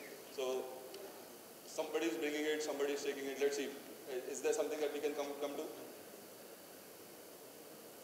It's not that I want to say that you take that money. I don't really want to put it in that spot. But I really want this thing to happen because I see some serious interest happening. I personally believe that it's a very strong business model. You have a great future. I'm sure most of the people in the audience believe in that. But then, can we really make it happen now? And the same point goes to all the investors as well. Not just to you guys. So we can see saying that how much Rajiv is interested with respect to there is no concern on the valuation Rajiv, back to you. Rakesh, a small suggestion. Yes. Why don't we allow the two founders to talk for 1 minute at least? To do all the investors? These two founders amongst themselves. So if they ask, I will let them do that. That's okay. But then they haven't asked it yet. I think we should give them that moment of introspection. introspection. Saying that it has been 500K, 3.5 crores at 21 crore valuation. We know the business, where we are heading, how we are heading. So they are pretty clear about it. Yeah. You want to stick to that valuation. So they know what they are talking about, right? So there's nothing on there. So back to you, Angels. Raju, I think they put you back in spot somewhere as well. No, we were like asking, saying that two people maybe. What is the collective money coming in? Then let's talk. Valuation. You also have the valuation issue, then we can talk about it. But yeah, we want to stick to our valuation. We want to stick to our ask.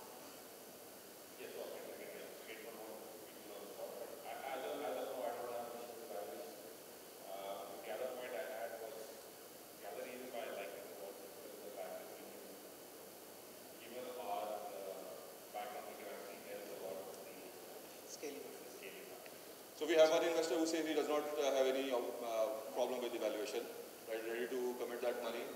Back to the other two guys. So Venkat, you're thinking again? Any thoughts?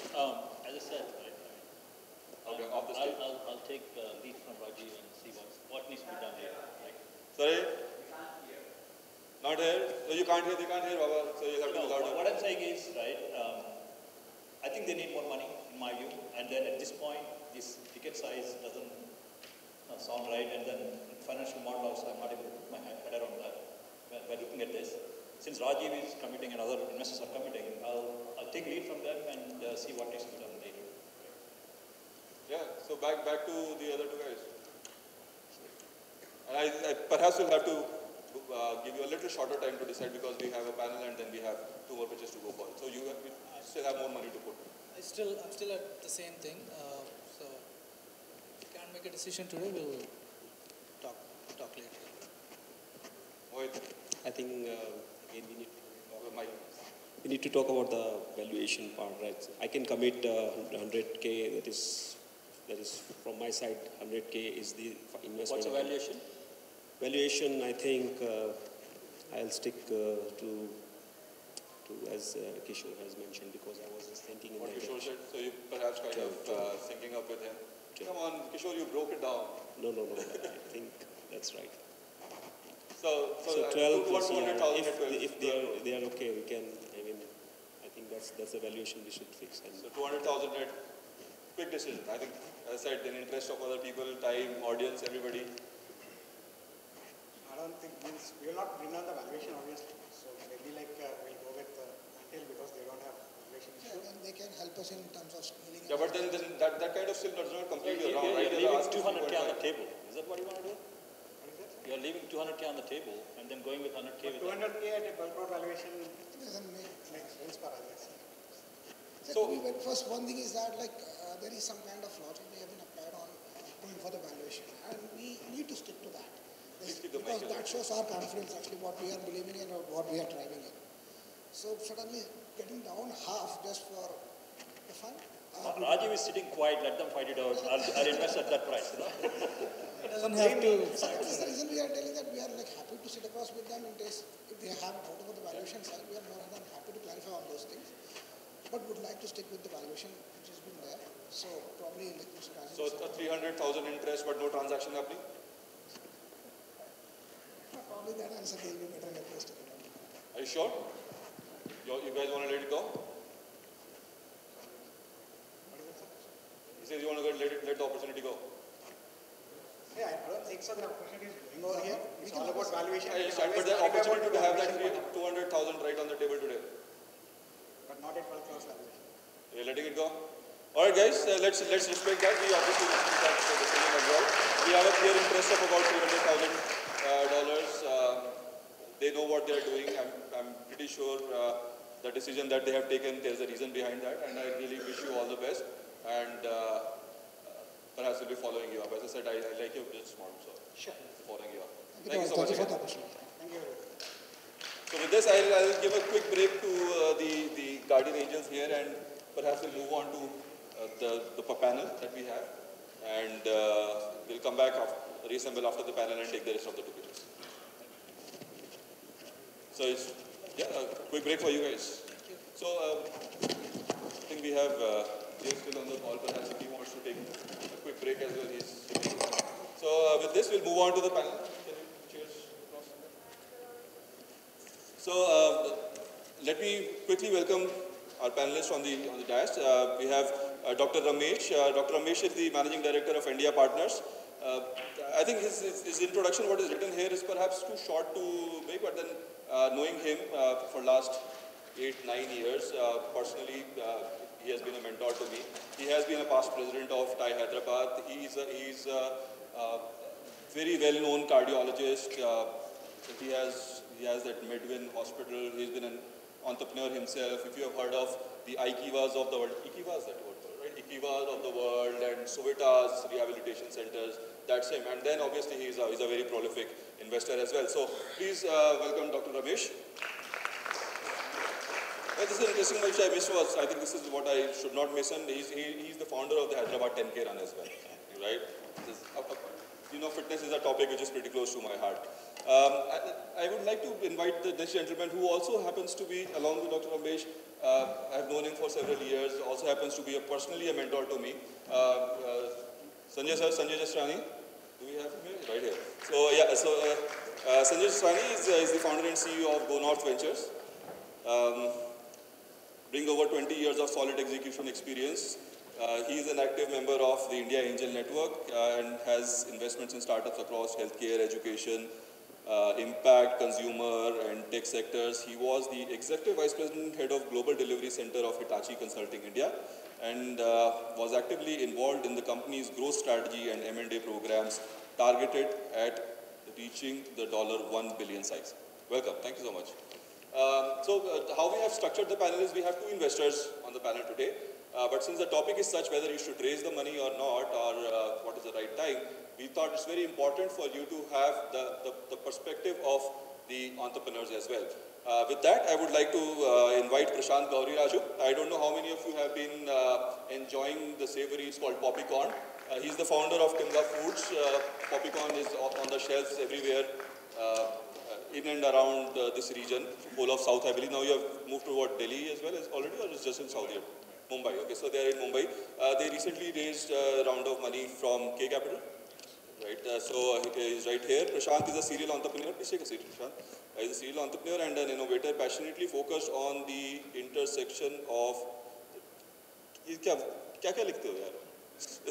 No, but just on the funny side. But then intersection of creativity, brand, and business strategy. He has experience in driving innovation, practice, and outcomes as a leader within an entrepreneurial company. He has founded Fripe. How do you call it? Fripe or Fripe?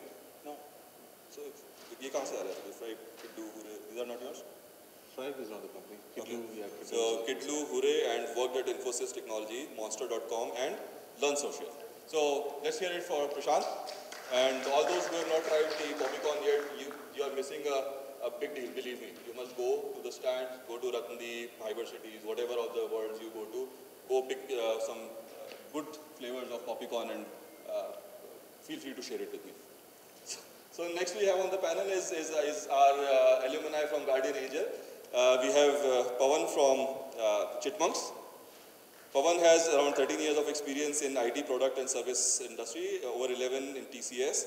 He has an extensive experience in financial services industry, serving some of the top banks and investment management companies in the US.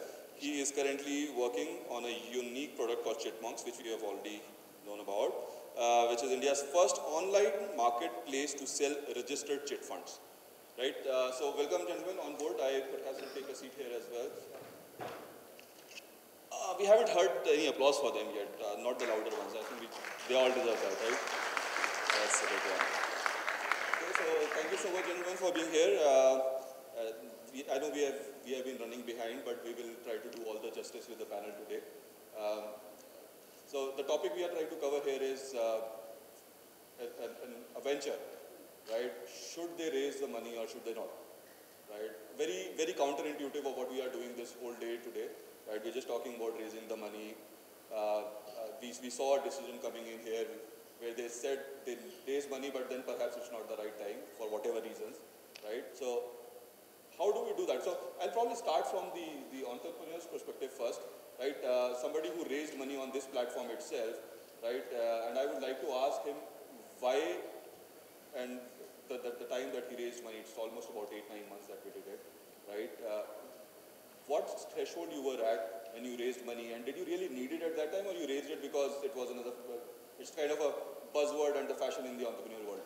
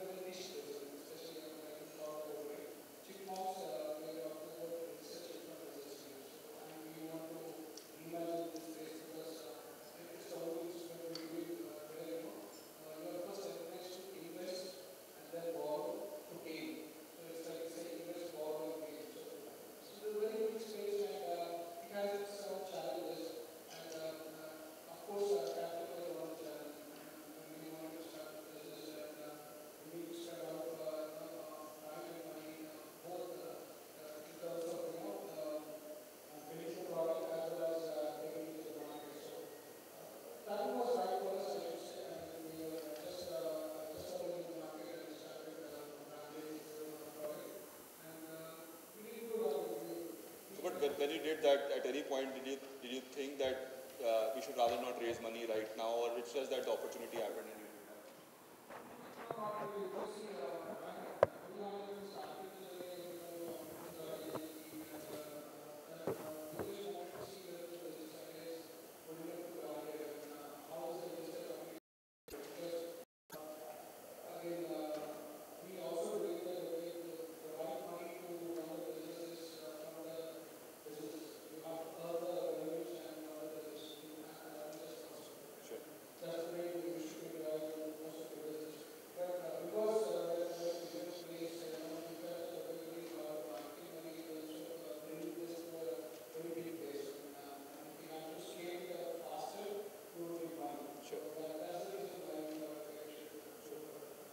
But Prashant, I understand that the kind of business that you are in, it's pretty capital intensive, right? You have the requirement for warehousing, you have the requirement for production, you have a requirement for the logistics and everything, right? But I still understand that the time when you actually raised money was not very early in your business. You still took some time, took it to a particular scale and did that, right? So what made you think that, no, we don't want the money right now and we'll do it later?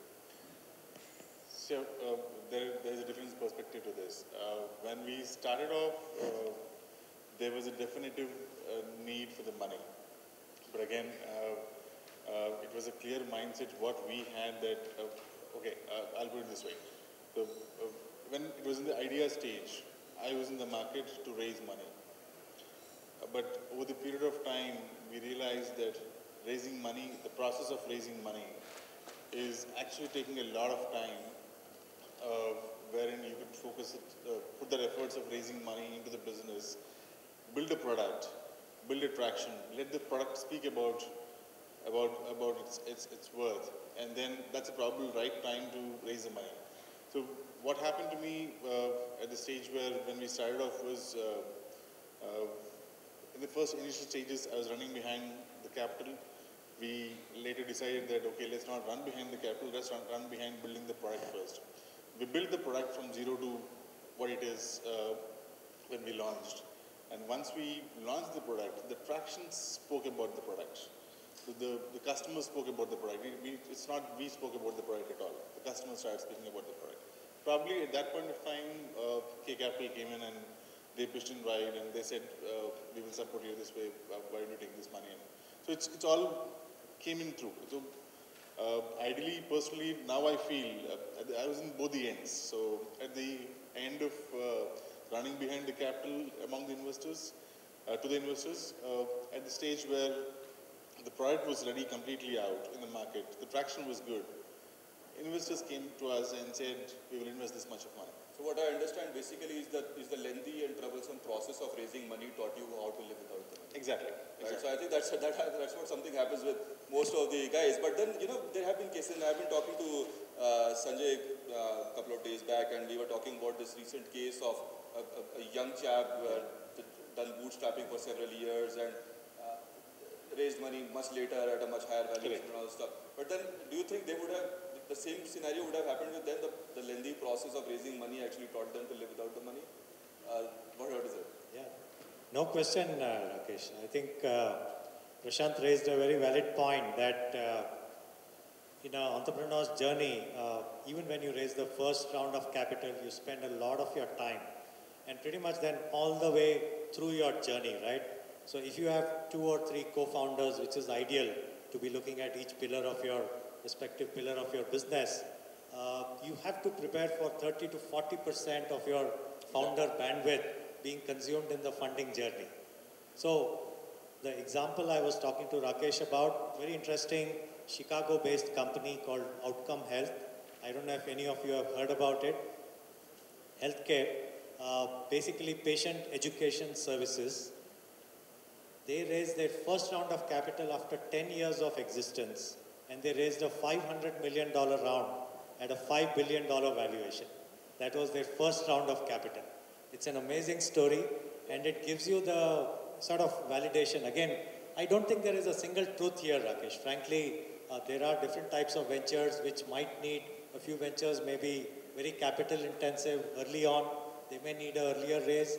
But I think the fundamental premise for an aspiring entrepreneur needs to be that you have to know that, as the famous saying goes, funding is not the vehicle, it's the gas in the vehicle. Correct. Your entire business idea is the vehicle.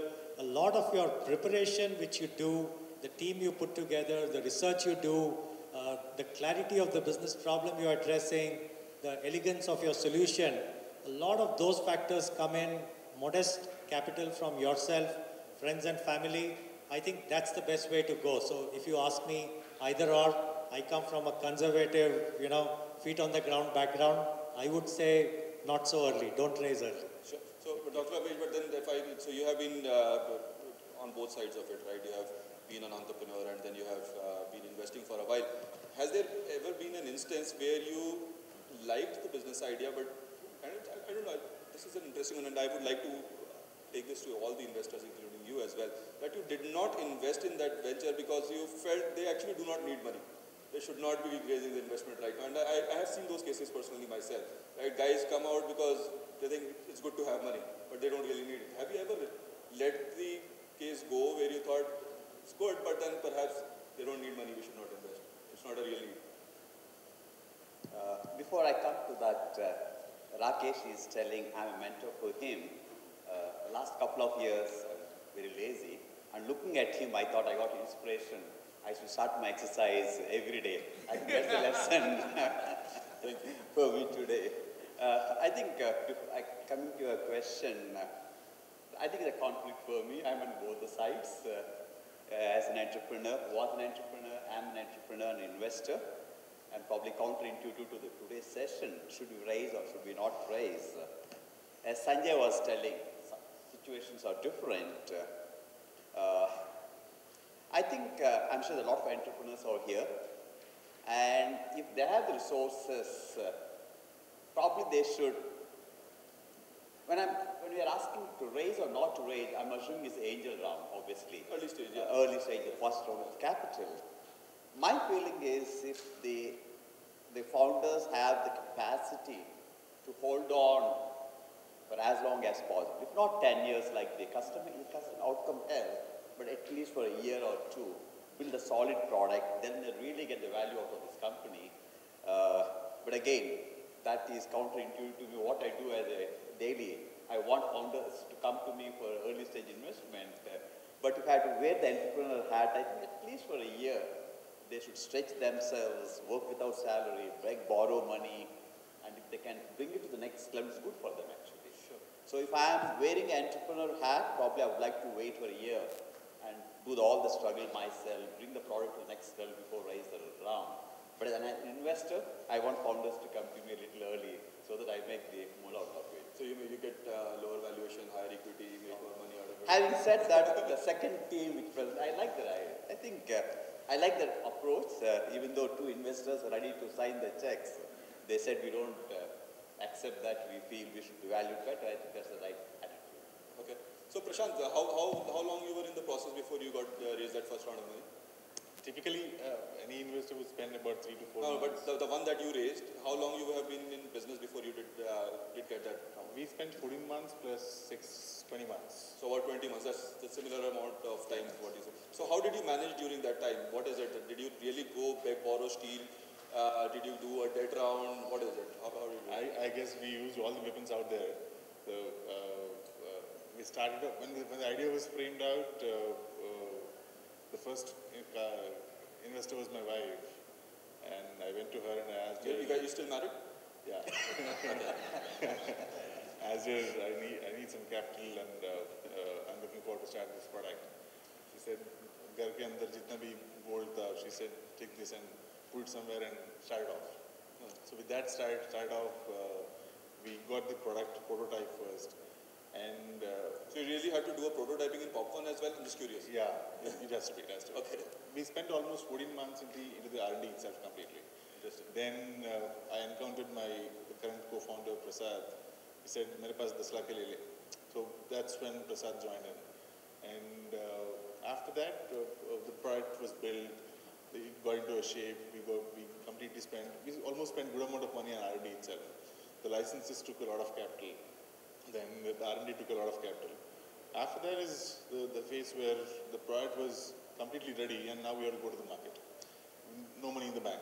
Then we went into our community, friend circles, approached not all the possible doors, raised some capital there.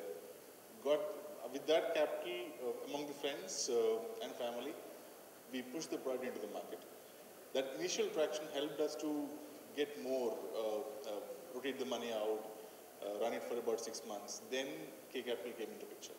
So you say that you made some part of survival from your earnings from the business itself, right? But then, do I interpret it in a way that you really needed money to scale and not just to survive, or was it both? See, capital raising was completely to scale. Because that's where I heard Sanjay saying as well, right? If you need that kind of, if you can survive until the time where you don't really need money to scale, survive as much as you possible. We could do that, but in our case it was a different model. So we had to invest on machinery. The machine line was costing us about 1.52 crores of investment. We could do some jugaad there and reduce the investment of 1.52 crores to 15 lakhs, 20 lakhs, 25 lakhs, where you could, rather than taking up a complete fully automated line, take a partial line and put more manpower to get the more output. So we did all those jugaads. So 20 months was completely purely jugaads. And now, after almost 24 months, 2 years of journey, we have a complete full line setup. But now there's an interesting question, and connecting to this, I would like to ask this to investors. Though you see that they have put in a lot of efforts, money and everything from their side as entrepreneurs, but then there has been a piece of jugaad into it, right? How do you as an investor take that, right? Is it taken as another part of the passion that coming from the entrepreneur or otherwise? Start up to both of you. Yeah. So by jugaad you meant, Rakesh, that on the manufacturing side, what they did. Right. So I think it's a great attribute for a founder to be able to hustle. I think it clearly comes down to, again, as the saying goes, that if you are operating at zero inventory in a just-in-time model, you know that your life depends on what you are doing. Correct. So your entire approach to selling, your entire approach to frugally using capital very carefully, I think a lot of innovation gets generated. Frankly, early stage startups are really frugal capital and lots of innovation, as versus large corporates which are sort of flooded with capital, but their innovation tends to die down. I'm a true believer of, I think that the innovation word is actually is somewhere that jugaad word translated in English. See, again, jugaad, I believe, has a negative connotation sometimes on a global scale. While we Indians like to take it well, it should not mean complacency. It should not mean tolerance for shoddiness, right? So I think it's sort of workaround. It's innovation in a way. So I would really look at that. To your question, if an entrepreneur is showing his ability to hustle, if an entrepreneur is showcasing his survival instinct and ability to manage different variables from the environment, I think it's a big plus. Doctor? I think on the same subject, that tells the attributes of the entrepreneur, the way he thinks. But in the long term, whether the same jugaad innovation will take him to the next level, that could be a different answer. But there's someone who thinks out of the box without wasting money, is able to get a product out. Those are good characteristics. But going forwards, it has to be a world-class technology. Or if it goes, even after raising money, it still goes with the same mindset, that could be bad for the company. But in the early days, it gives a good idea about the entrepreneur. He's willing to work with innovative ideas to bring the product. Sure. So, how many times had you tried, Pawan, raising capital before you were on the Guardian Angel platform? Or was that your first opportunity? Okay, so you've been a lucky guy. So you have not gone through that phase of learning from the delay in the investment rounds and all that stuff. So so how long had you survived in the business before you came to that round?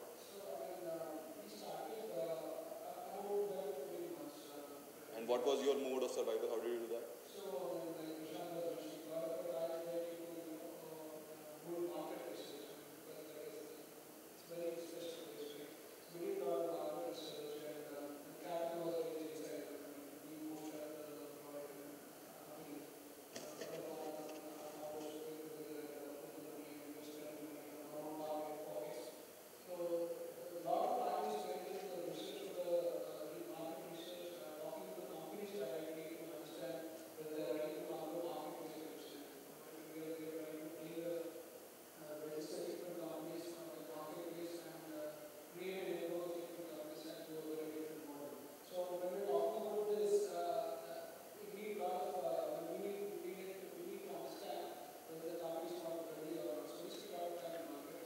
Sure.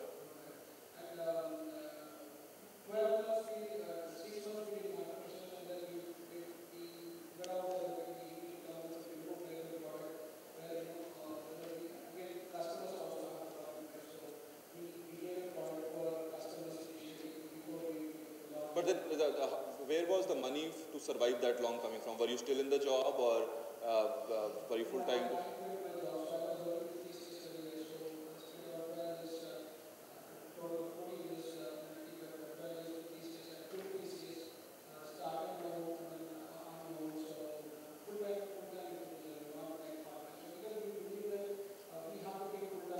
So, like him, did your wife put in some money as well?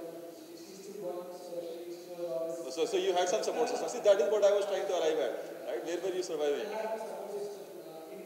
Okay. Okay, so the another advice that comes out of this piece is that make sure that you have enough survival capacity around it. I understand that. But then now if we go from the step where you guys are now to the next step, and that's what we have been hearing from the investors as well, right? That beyond the early stage or seed stage funding, now that you will perhaps need money to scale further at some time. What is that threshold? How do you actually arrive at that threshold? And or you think that you can survive with whatever your money, cash flow coming in from your existing businesses, and you don't want to raise the money? If you have to time it, what do you think is your kind of formula to get to that timing? Why and when would you need that extra money, in easy words? In my case, it's different. The way we are working right now is the first round of capital, what we raised, we invested on a facility where which would have certain capacity of production. And once the threshold is achieved, that this is where we have attained, and from this point to, and this is the cash flow which is coming, certain amount of cash flow coming in, certain amount of investment went into machinery and purchases and all that. So once you attain that mass, that this is the point, we know for our roadmap is very clear. So we know at this point, at this junction, 6 months down the lane, 8 months down the lane, we will hit this benchmark. By then, you should have the capital for the expansion mode. So our capital requirement is purely for expansion and new market acquisitions only. So does that interpret in that your next requirement for the next round of capital raise is now? Probably a couple of months down the lane. Okay, so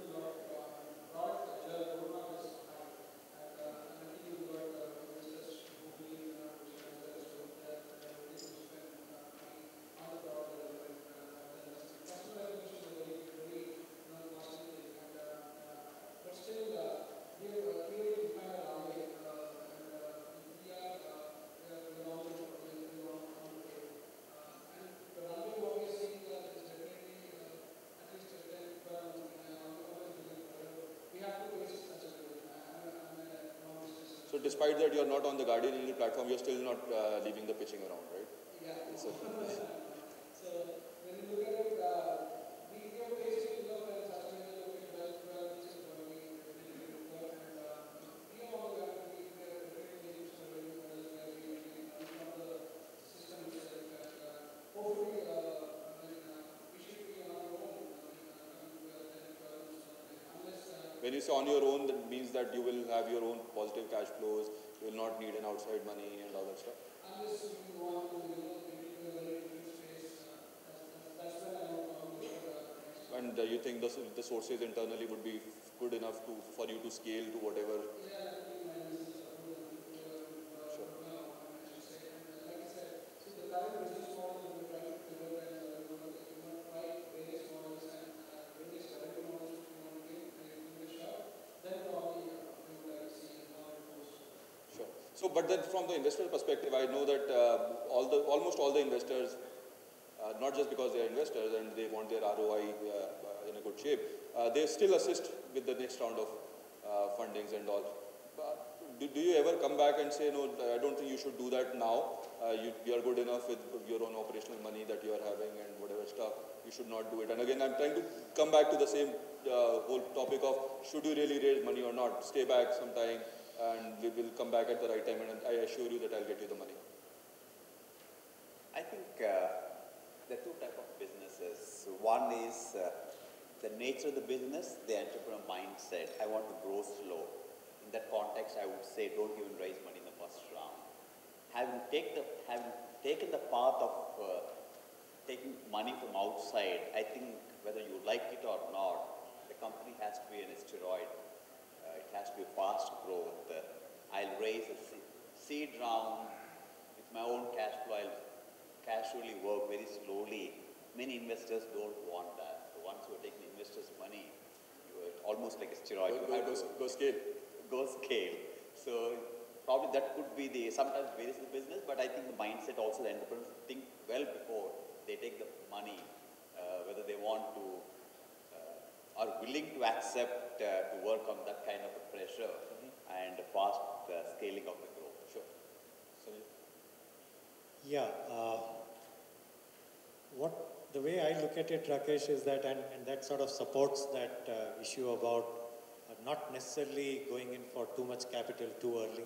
And maybe I'll flip it this way, that the disadvantages of raising too much capital or the disadvantages of actually having, and there are several cases like that where investors, especially maybe mid-stage or early VCs, because they want their ticket sizes to be $4 to $5 million, they probably encourage the entrepreneur to take that ticket size, and sometimes excess capital can actually strangle the entrepreneur. Sure. So there have been cases where people have been forced to run at rates which they were not prepared for. They didn't have teams which had that capability to absorb that capital. I see this all the time with young startups that before they have even some traction in a particular city, they want to go multi-city.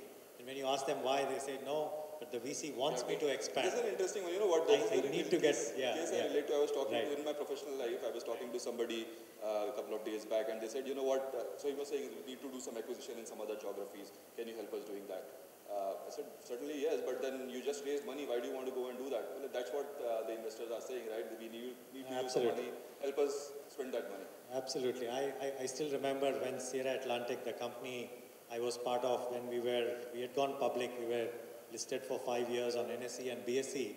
And one day I get a communication from a shareholder who's very unhappy, who says, when is this company going to make overseas acquisitions because the share price is not moving fast enough? We said, listen, we are doing our business, right? You don't want to do things just for the sake of doing things. We are not a real estate company, huh? Absolutely. And that's often, I think, one of the things which a lot of entrepreneurs face. Frankly, on the other hand, Rakesh, I must mention for the audience here also, the number of excellent startups I see today having raised seed and angel with a certain assumption, with a certain business plan, but they have fallen far short of the traction they had expected, far short of the traction they went ahead and committed because of the vagaries of the Excel sheet and the ease with which you can reach multi-million dollars revenue on an Excel sheet. So there are a bunch of startups who have gone ahead, set excess expectations. They are far below those expectations. And the fact is, the VCs are also moving the goalposts. The expectation or the traction required for a Series A or a pre-Series A is continuously moving.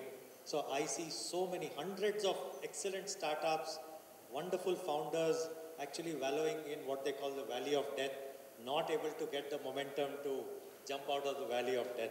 So that is something which I think every aspiring entrepreneur, every early stage founder needs to be aware of. Yeah. Sure, that's a brilliant insight. So would you like to, each of you, would you like to give one closing remark as an advice to the entrepreneurs sitting in the room? Maybe do your startup with your own money, or if you still want money, raise as low as possible. Show the traction before you go to the next set of investors. Yeah, I'll use a slightly humorous comparison.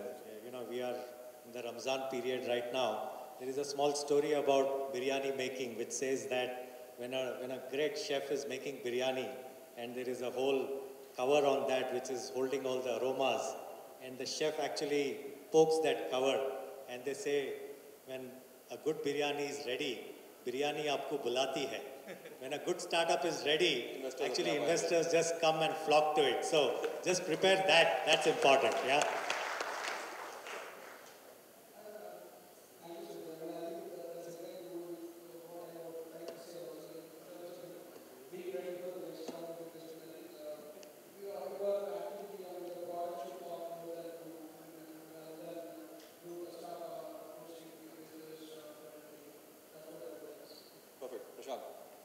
I would second Sanjay. Build a world-class product, let the product speak is the only formula. Awesome. So thank you so much. You know what, I really wanted to open the house for the questions, but then we are really running behind on time. And I know that you all are, while you all have questions for them, but you are equally eager to see what the next two pitches are here for, right? So with that, I would like to thank our panel here this afternoon. Thank you so much for being here with us. Sridevi?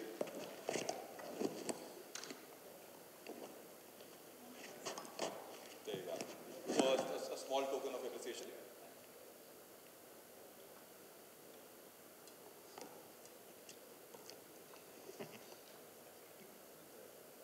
Thank you, Dr. Bush. Rakesh, give from the youngest charter member. Oh yeah? You like to give your present to them?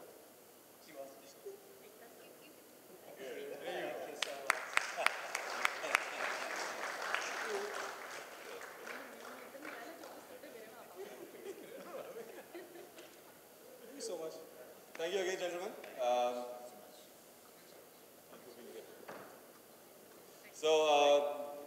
Back to the action. And I see quite a few people who drifted away. If you guys can hear me outside, we are starting with the pitches. Anybody here? Okay, so now I just sent a message out. And even the investors are outside. So yeah, we move on to the next pitches. We have the third one ready, and that was Voltus Wave. No, that's Hug? Okay, sorry. So we have Hug Innovations. I hope you guys are ready with your presentations and stuff, right? Investors can't wait. So can somebody help with the chairs, please, quickly? Rakesh, तेरे वजह से हमको punishment मिल रही है. क्यों? Because you didn't. ना कुछ ऐसे यहीं बैठने का कहीं जाने का नहीं बात. So Venkat, Rajiv, Kishore, Mohit. हाँ जी, please. सफर कहाँ जा रहे हैं? मुरली कहाँ जा रहे हैं? So gentlemen and ladies, in case I have not introduced our global board of trustees member here, Murli Bukapatnam, he is. Thank you.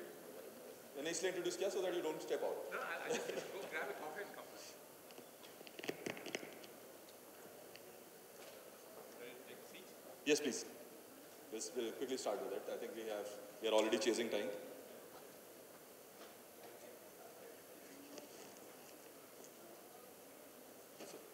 In any case, he was silent, so he has Mohit. Mohit will take care of it. That's fine.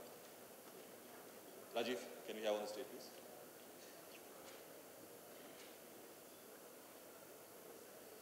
So can we have the participants on the stage already? You can come in.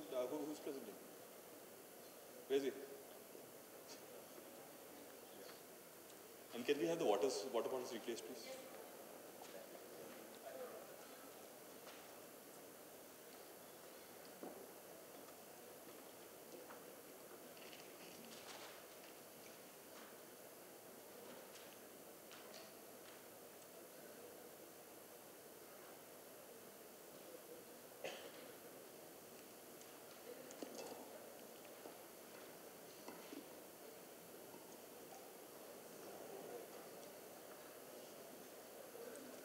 Raj, you are next. Next please now. So we have the investors, we are ready. You guys. So you wanted to just make an announcement outside? Don't worry about it, people come. It's an investor which you need more than the audience, right? So the audience will come in. So ready? So ladies and gentlemen, we are starting with the next pitch. We have hug questions. So,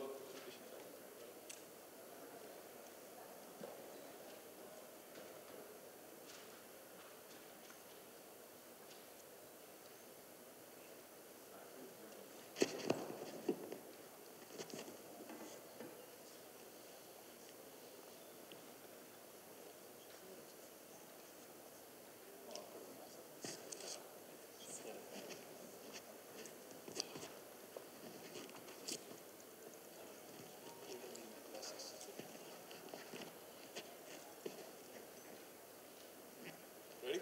Yeah. Right. Ready.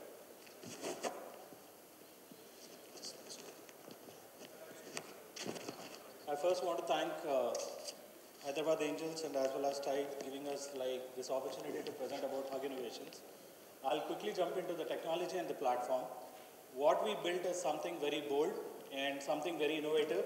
Probably, particularly from the Indian soil, people wouldn't do that. And we have taken that bold attempt to just say that we want to make a difference, create a new era from the Indian soil that we can dream big and we can do big. So the technology that we have built is recognizing your hand motions with the camera. So today, most of the gesture recognition is not a new thing.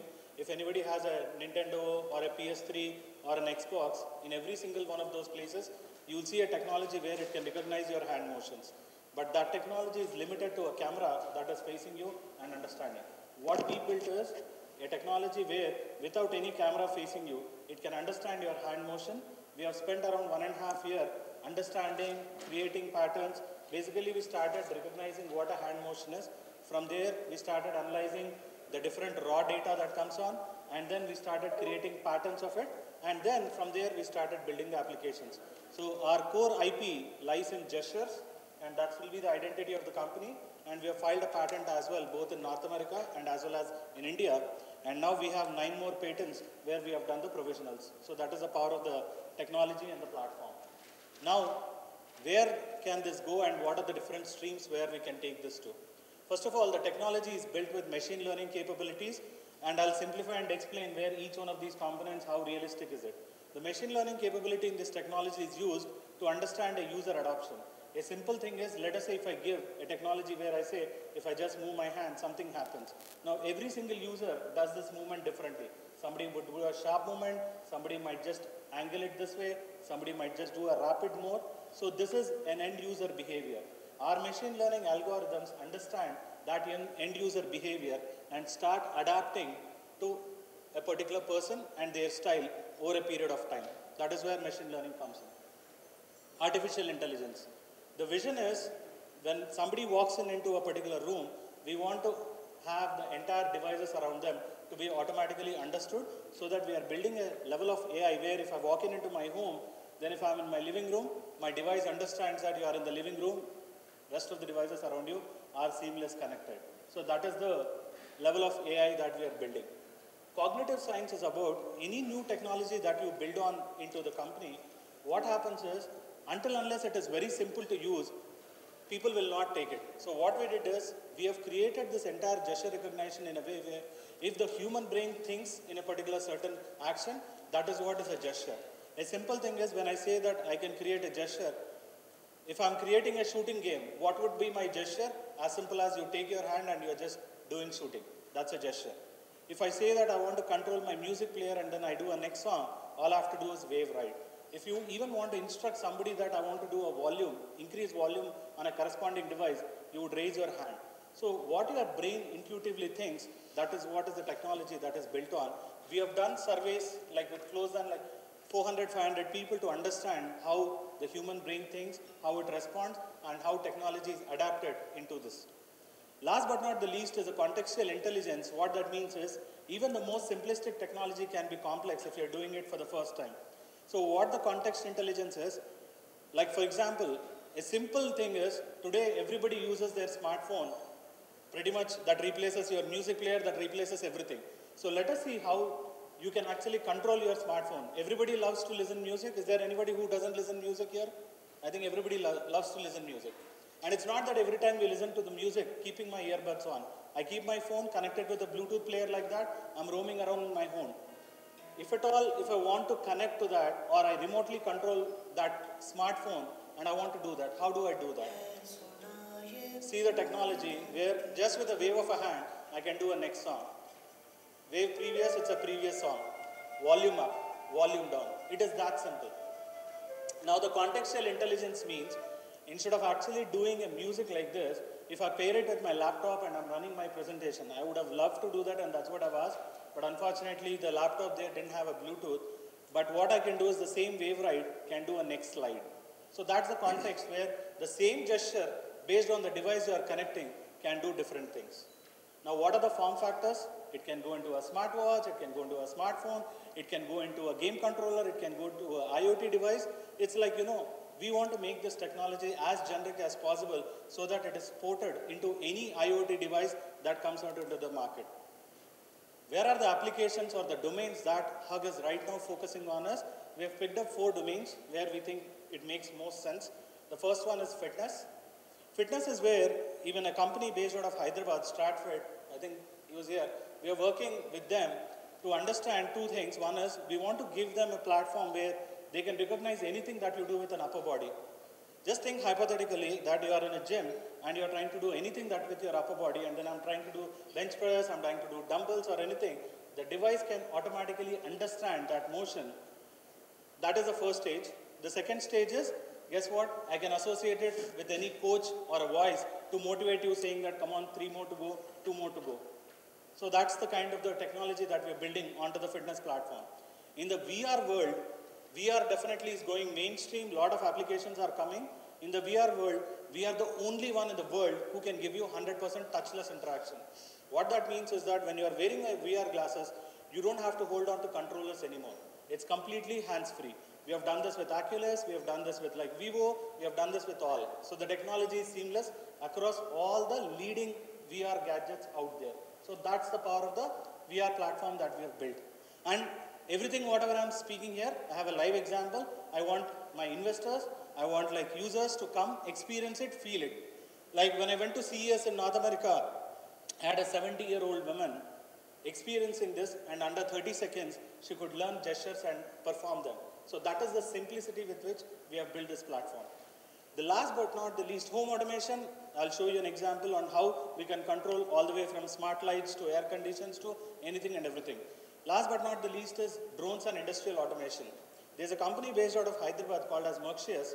These guys have adopted our gesture technology as a partner and they're taking that in the VR space with industrial automation into gestures. And we are the only company again who can actually fly a drone for you using gestures. While I say that these are the applications, is this limited? The answer is no.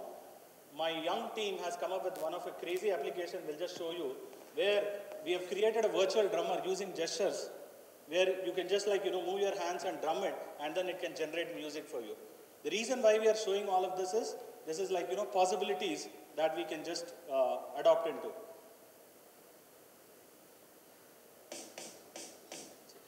And by the way, in CES 2014, Rahman has introduced or shown a technology like this, but that technology has connected cords and everything. This technology doesn't have any of those connections. As long as you are able to, you're a musician, you can do fantastic music by just doing virtual drumming. So that's the power of the platform.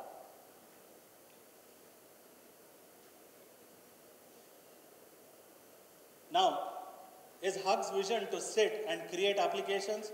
The answer is no. As of today, we have 12 different gestures as predefined patterns that can be understood and learned, predefined into the platform.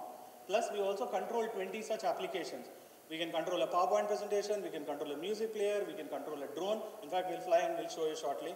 Then you can control music, you can control smart TV. All of this is available. But Hug is not interested to sit and actually create applications like this. What I show these as possibilities. iOS, when Apple introduced iOS as a platform, they just created 10 or 12 applications. Today, we have more than 1 billion applications going on into the App Store and same into the market store for the Android. What we envision is, can we take a bold attempt and say, we will create the next generation of platform for the devices that are connecting. So any machine-to-machine communication in its true sense of IoT, we want to give them an open developer platform where these gestures are connected and introduced. Come on, let's fly a drone and then we'll show you how it works. So as you can see, somebody is able to fly a drone using this technology. So the developer platform in its true sense does all of that. And we have created few products because if we are bringing this kind of a technology, there are no believers. So what we had to do is we had to build a smartphone, we had to build a fitness tracker to show that whatever we are telling, we are not smoking, there is real product with which the consumers can use. Do I want to be a B2C company? The ambition was that initially, I learned the game too quickly that I'm not an Oppo where I can spend 3,000 crores and I'm to push myself, so I'm moving myself to be a B2B company. What is my executive summary? The market that we are against is $1 billion market. Our primary focus would be around technology licensing and B2B partnerships. We are doing gestures and IoT. State-of-the-art technology you can think of, that's what we have. We are burning around 28K per month as of today. And we are now in the process of raising a bridge round of 500K. And we are also doing a parallel Series A for like 5 million. That's where we are. I'll just touch upon one more slide. And I know I'm time up, sorry. In terms of the sales and financials, everybody wants to know what is the traction and what's the progress. My aim is, I want to make a 100 million company over the next 3 years with the technology. As of now, we have 2 form factors, which is a watch and a kids tracker. We're also coming up with a pet tracker and a fitness tracker. We have 10 predefined gestures and all. The future is, we want to create a self-learning gesture platform with the 5 million that we raise. What that means is, as a user, you can define what you want, that you want to draw in the air and associate it with an action. I don't want to sit and define, these are your predefined gestures. We will also want to roll out the developer platform, and that is where we are trying to raise the big money, okay? This is our revenue projections. The numbers are backed with detailed financial analysis. I have like 12 different Excel sheets that can summarize and give you that. This is the last slide, I promise. What have we done so far? We have made a revenue of 413K. We also have a pilot confirmed by a Swiss company to do something in the C sports as an extreme wearable. That is with 80K as a revenue. We have raised 1.4 million in terms of convertible. So I've not diluted any equity like our judges said. I've begged money from friends, family. I've actually grouped this 1.4 million with 40 people with a 15% convertible. So you can understand that I've done hundreds of pitches to convince people that yes, this is the right technology and platform. And that's the story, guys. I think I'll stop here and take questions.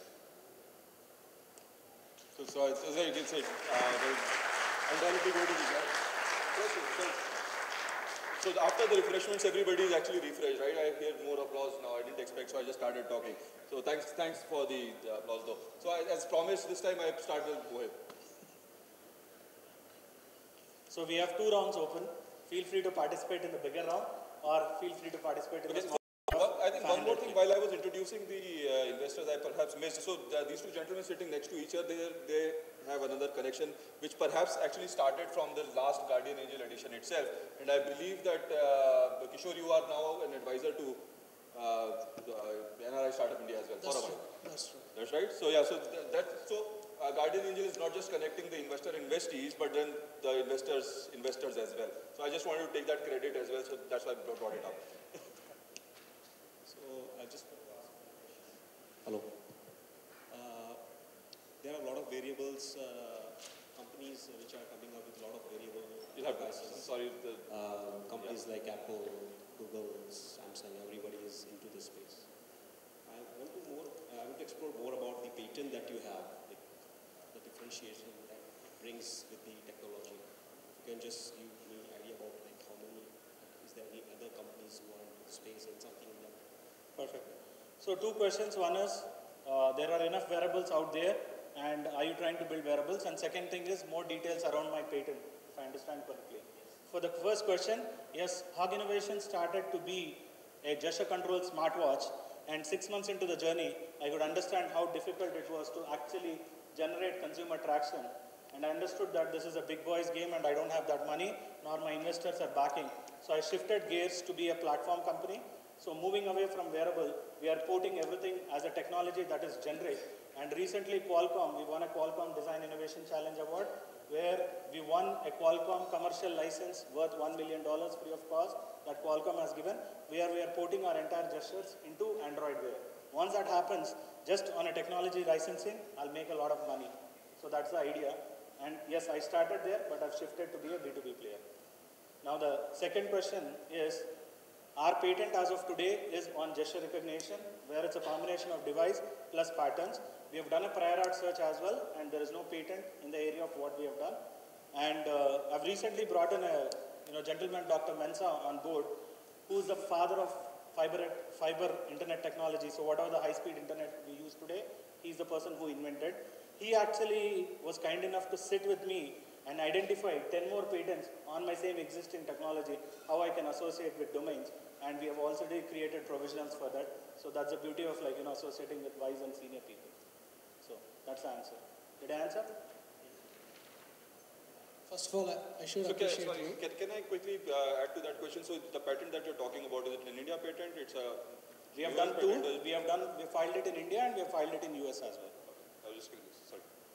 Very rarely do we see companies based out of India who develop technologies like this. I think you should be very proud of yourself and your team.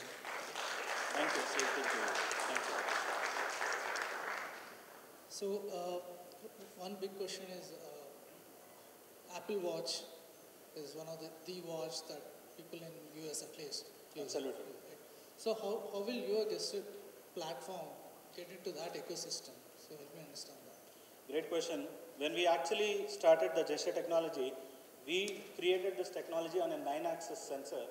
That means that I need an X, Y, and Z to actually understand.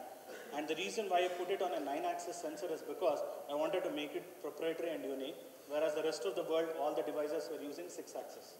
So I thought that will be my differentiator. Again, the mindset was B2C. Now what we did is we understood that we will not be able to play that game. We have actually brought our technology to work on a 6-axis, and still people adopt to it, so that today I can put it on an Apple Watch or I can put it on an Android Wear watch, let the big boys sell the devices, and I'll be selling the technology and the platform, associating it with applications. There are companies which are asking us to make devices also in combination with it, so we are more happy to do it. One example there is EuroKids. We have signed a large partnership with them where we are doing young kids technology platform around safety for them. They have started the contract in December, and I delivered to them in March 15,000 units as one shot. And if I had to sell 15K units out into the market with my brand, probably I would have shelled out 10x of that money. So I'm already seeing that there is a success in this model. So did I miss the slide on your team, or did not? You didn't give me the time to actually show the team.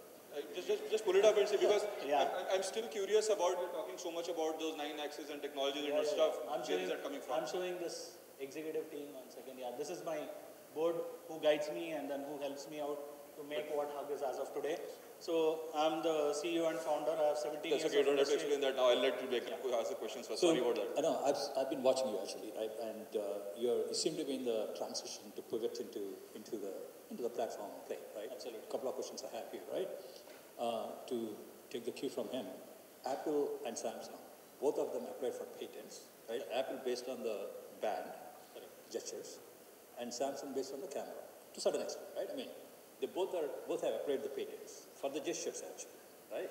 So one is how do you fit in this whole ecosystem while you're basing your business model on gestures, right? That's one.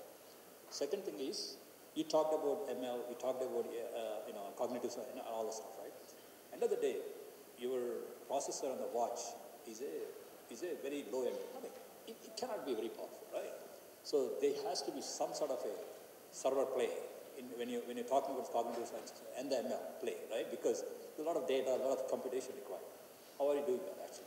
I'm interested to see that. Very good questions. So first is, we have seen the patents that are filed by Apple, and we have seen the patents that are filed by Samsung. That's where the prior art search came. And whatever we filed is different and unique. We have also combined a few other elements which makes us as a patentable solution. And when Dr. Mensa sat down, what he gave is a business application side of it, where you combine gestures into a particular domain, and that also became unique for us. So that's where the production is coming, for sure. And I'm happy to share the complete patent with you, so you can see the details, or you can have the attorney check on that. Because in the interest of time, I'm saying. Yeah, sure. The second part of it is, can I get the question one more time? I'm thinking. The ML and cognitive side So of it. what right? we're doing is, we understood that, see, first of all, there are two parts to it. When I told my story, I said, I want a developer platform where applications can be built and let users define whatever the devices they want to connect and communicate with, right? So the first natural inclination was, in addition to my device, there needs to be a container where the applications can be hosted, correct? As a marketplace. Now, if I use my desktop as a marketplace, it's like, not possible. I'm limiting. So what I'm doing is I'm using iPhone or an Android phone as my marketplace for my applications. Once I do that, guess what? I've distributed my entire logic. The entire gesture recognition happens over here. The communication layer of whether I'm connecting with Bluetooth, whether I'm connecting via Wi-Fi to the target device and all, is on the app side of the platform. That is the developer platform we are exposing as an API, so that anybody can come and build their apps. And cognitive side of it. Did you make any progress, or it's still in the development? No, it is there. Okay. It is ready. So I can show you the same gesture working for two different applications, the same gesture. Whatever. So that runs on the phone side of it, yes. Right? Yes, the contextual intelligence is built on the phone side of it. Is that enough? The power is enough on the phone? Yeah. Okay. Because the decision making is the context engine, what I'm running is, what is the app and what is the mapping that I'm doing. Sure. The AI runs on the server, because once I enter into a room, if I understand the behavior, then the AI from the server pushes down. There's a dependency on the connectivity. Yeah, 100%. Okay. I'm in the world of IoT, so with no connectivity, I can't do anything. Sure. Rajiv. So I have just a couple of questions. So one on building that developer community. What's the traction that you have? We have 350 developers who signed up already, and they said, can you introduce the kits? I had no money, and I couldn't roll it out. But there is a large interest, and particularly the confidence on developer platform even more increased.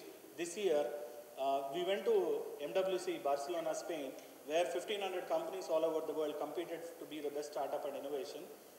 Hub came top #1 in India. We became top 3 in Asia, and we became top 10 in the world. And people saw the innovation and said, this is something new, and absolutely.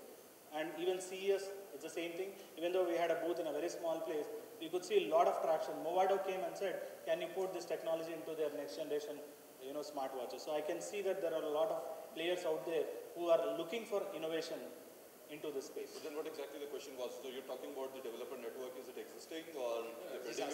I'm giving both. So I said 350 developers, I answered.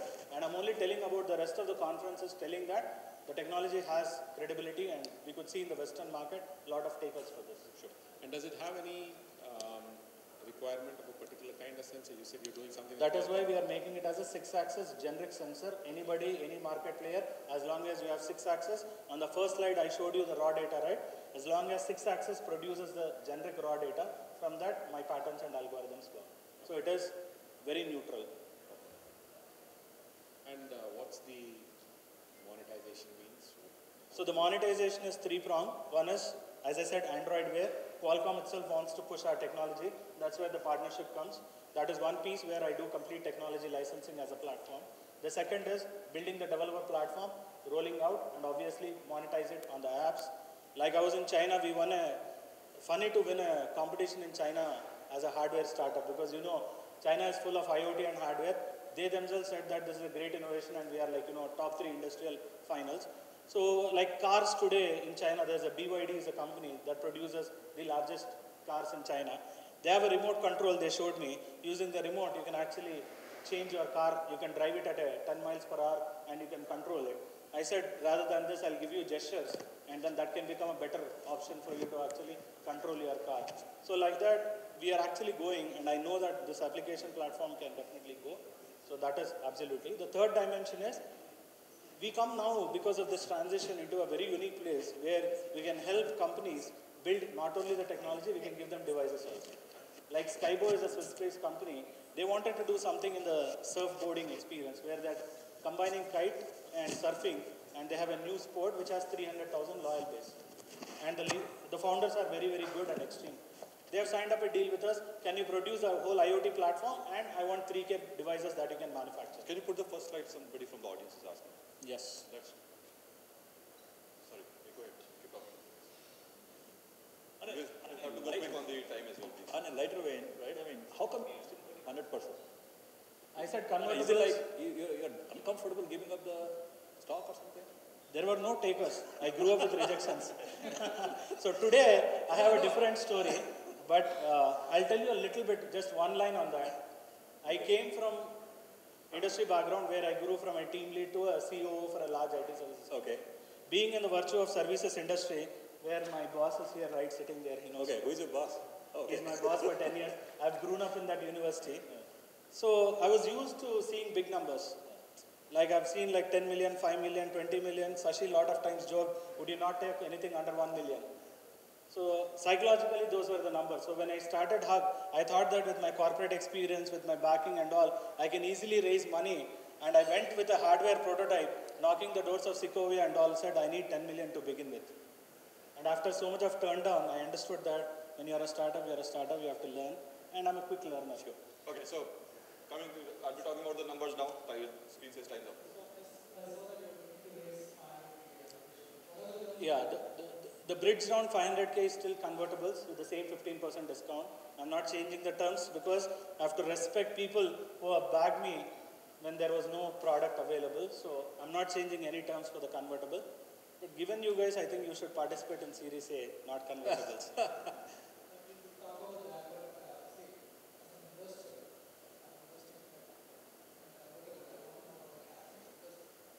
The cap is 10 million.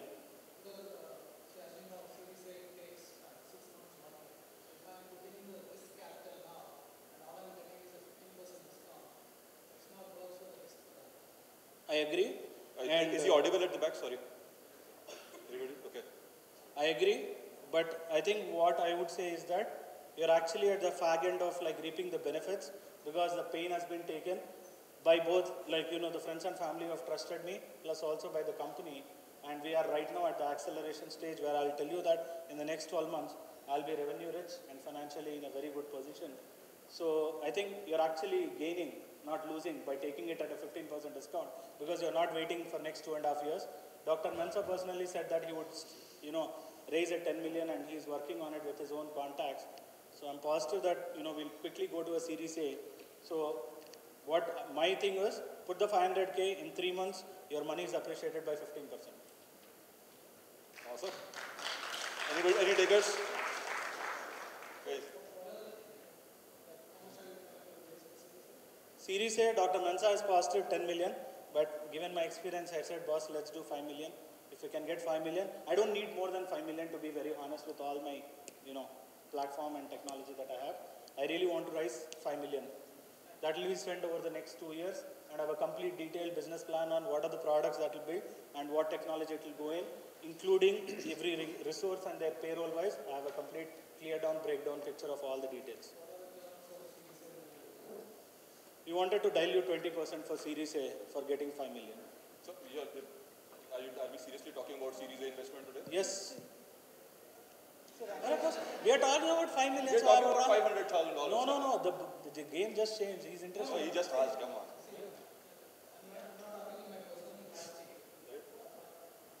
Yeah, both of them. But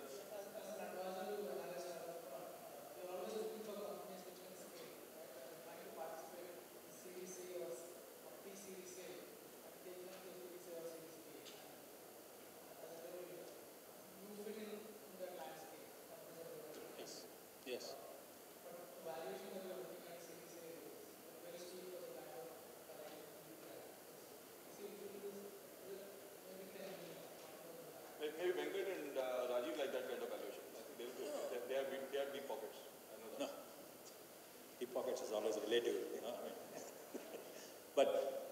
honestly, I think, you have to come out of the consumer device or consumer appliance side of mindset, right? I mean, there, I think it's a either yes or no kind of thing, right? Here, I think 15% discount in the Indian market is kind of, doesn't work very well. What you said is absolutely to be right. honest, right?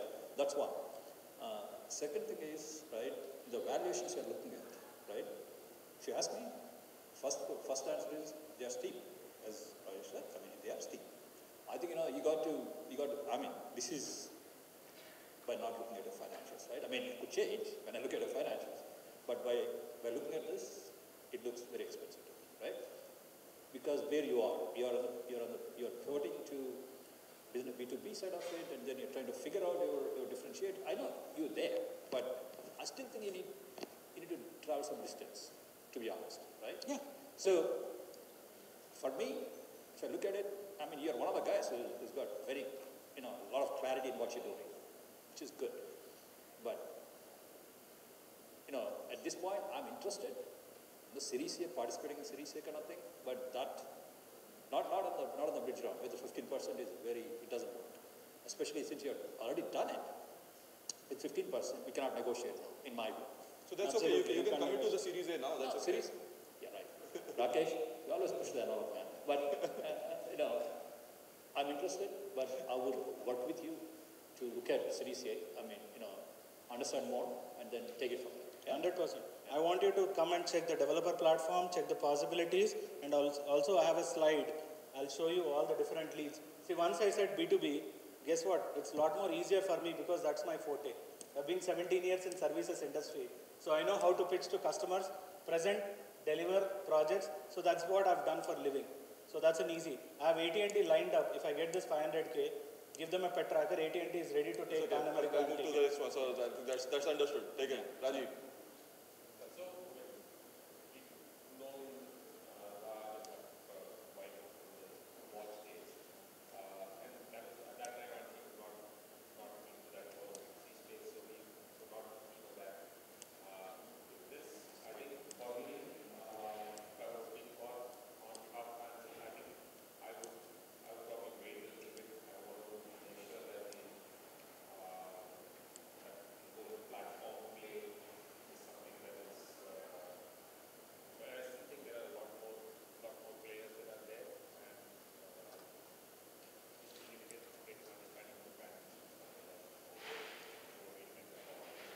So just one answer on that. There are only two companies who can do just as what we are talking about. The first one is Thalmic Labs, based out of United States, and they have raised in November 2016 120 million, combined by Intel and all others. So you say you are just telling the power of technology. Yeah, that's fine. So Mohit, Kishore, not all my pitches can go without money here. Come on, it cannot happen. So in what I comes with certain conditions. The first thing is all the money should go into the developer plan. You cannot go into any other development. You'll have 100% transparency on how the money is spent. No questions. The second thing is obviously you have to do the technical feasibility. You have all the parents, appeal, the competition. Absolutely. And then you have investment. That's what I do. If obviously we agree on some valuation, what is the valuation you're looking at for Series A? So Series A is like I said, 20% is what I'm willing to dilute, and I'm open to negotiate if you are taking the full 5 million round, because then that gives me a piece of like not working out for the next 2 years, looking for money. Sit down into my drawing board and build. So are we jumping from the $500,000 to a 5 million discussion here? That is I've already started fumbling. Did you see that? Why should you fumble? It's big. No, yeah, so. On behalf of NRS what they do is they have a platform where they can take you to the system value of the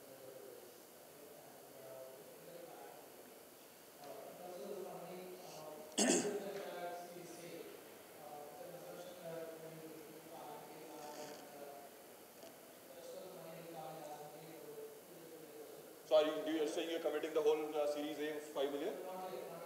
Okay. चल रहा था अच्छा खासा डरा रहा. That's what it is. Yeah. You just said that, right?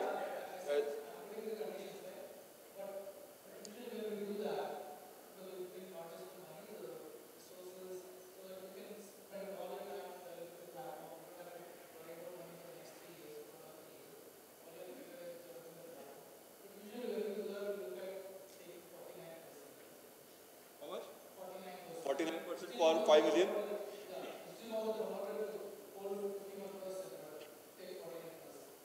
For 5 million. It's not a bad deal, guys. You're raising the whole 5 million series A now. What you're looking for?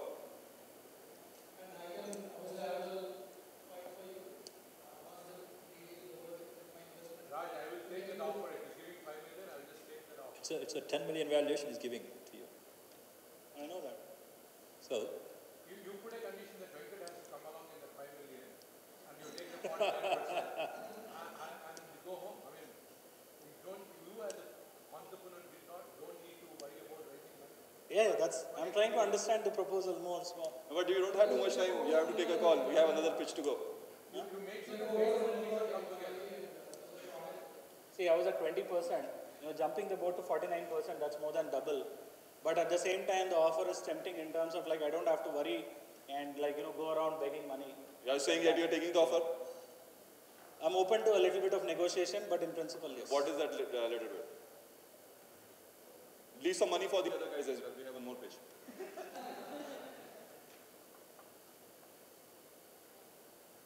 Let's do 40.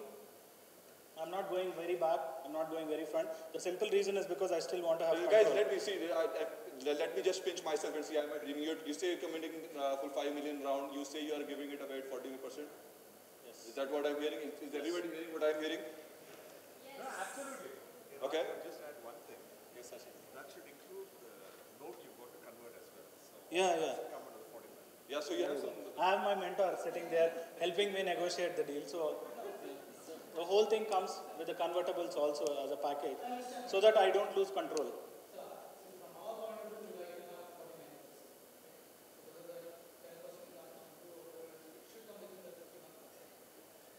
No, then I become a minority automatically. There's no incentive for me to take this company into $1 billion company.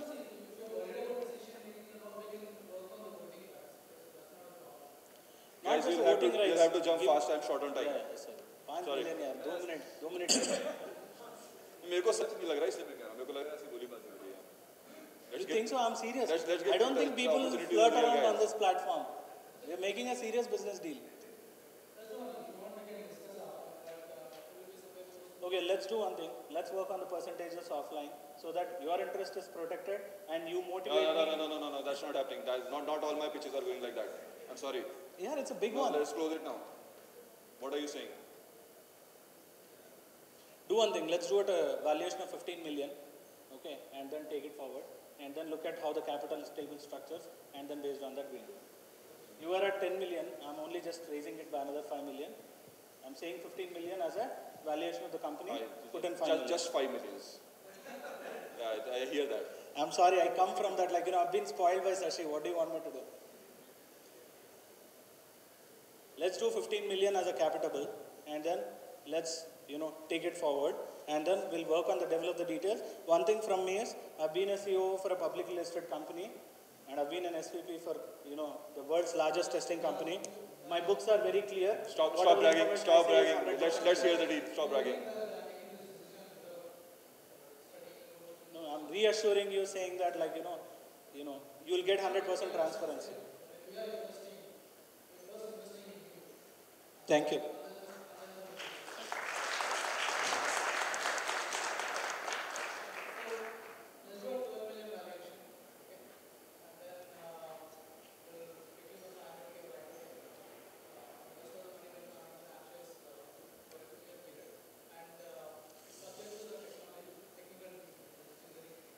Of course, nobody puts the money blindly.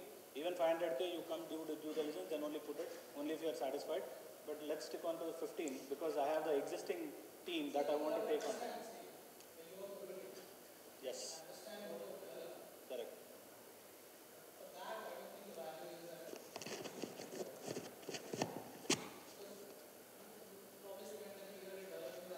Two and a half years. You are not penalized, you are reaping the benefits.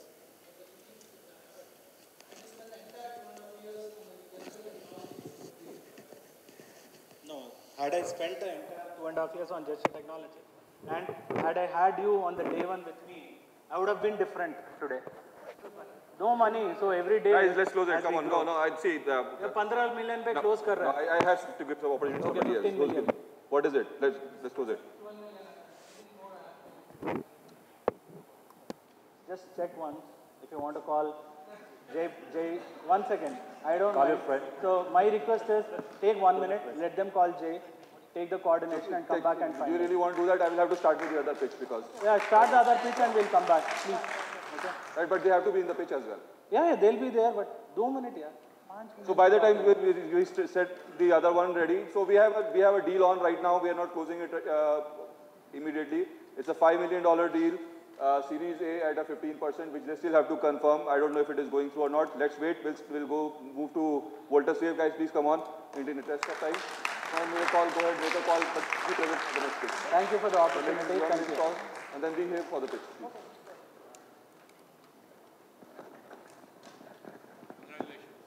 अभी होने तो दो यार, congratulations, अब party लेनी है इनसे सबसे. But you please be sure that you witness those guys as well, right? They should get that opportunity.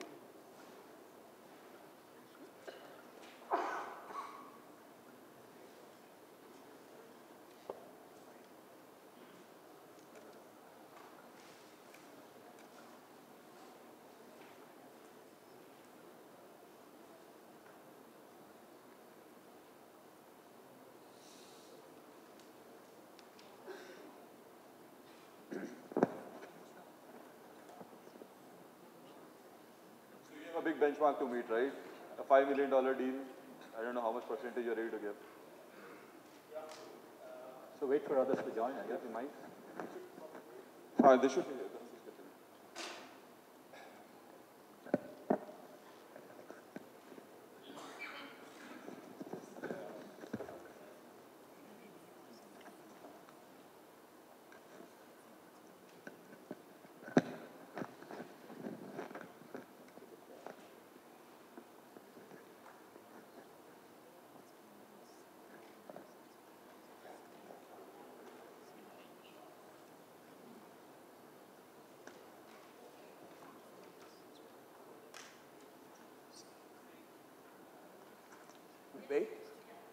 We wait for them.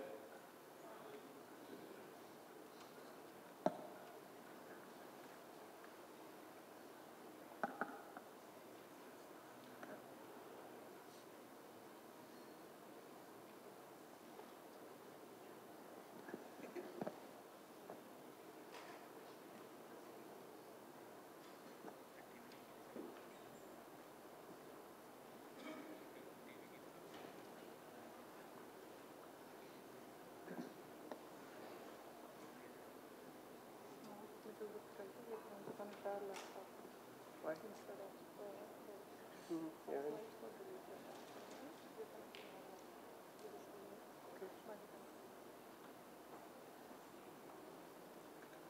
Do you have?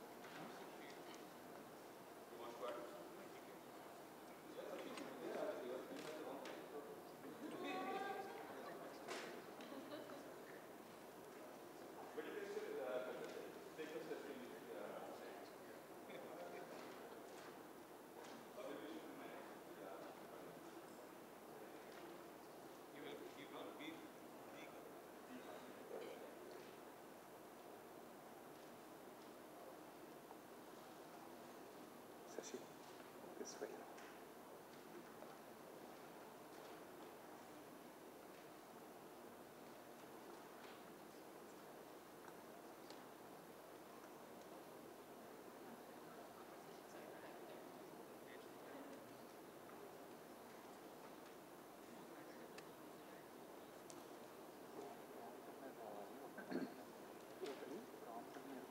Oh.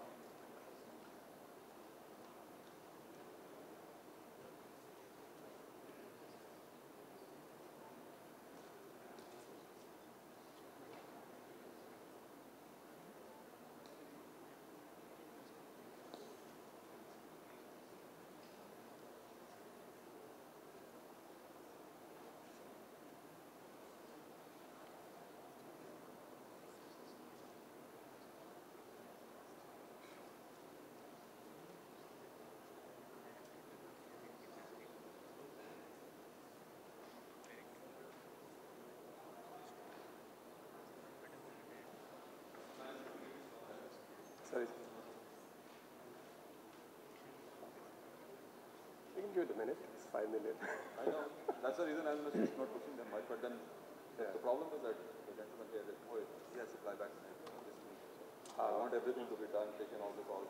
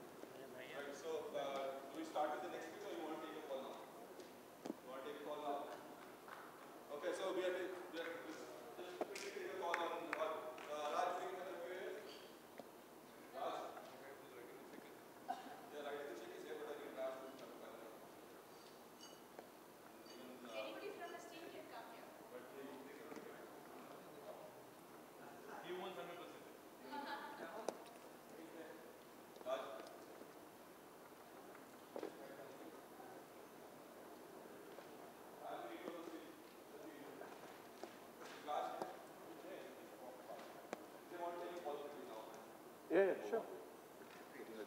Yeah.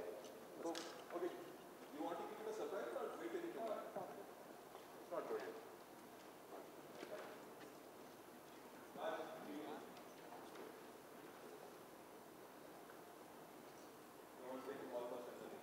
You want to take this? We're okay with the 1 million valuation. We want to control the board. We'll have voting rights, not control the board because there are other board members. Yeah. You'll be part of the voting panel. Yeah. So we have 4 people on the board. They're advisors. Yeah.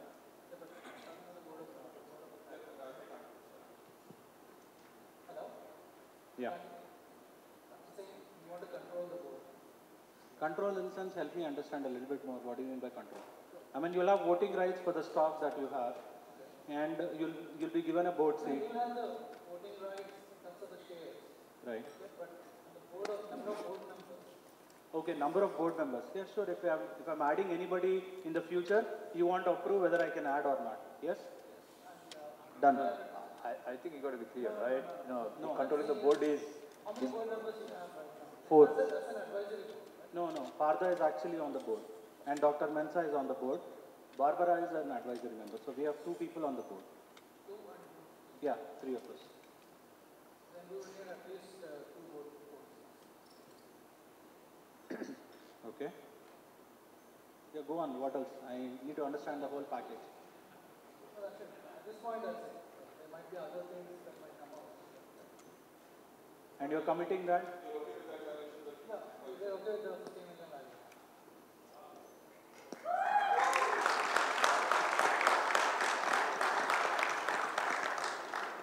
And you'll put the 5 million in the next 2 years. Because if I get 5 million after 4 years, it's not good money for me. So it will be defined in a calendar year.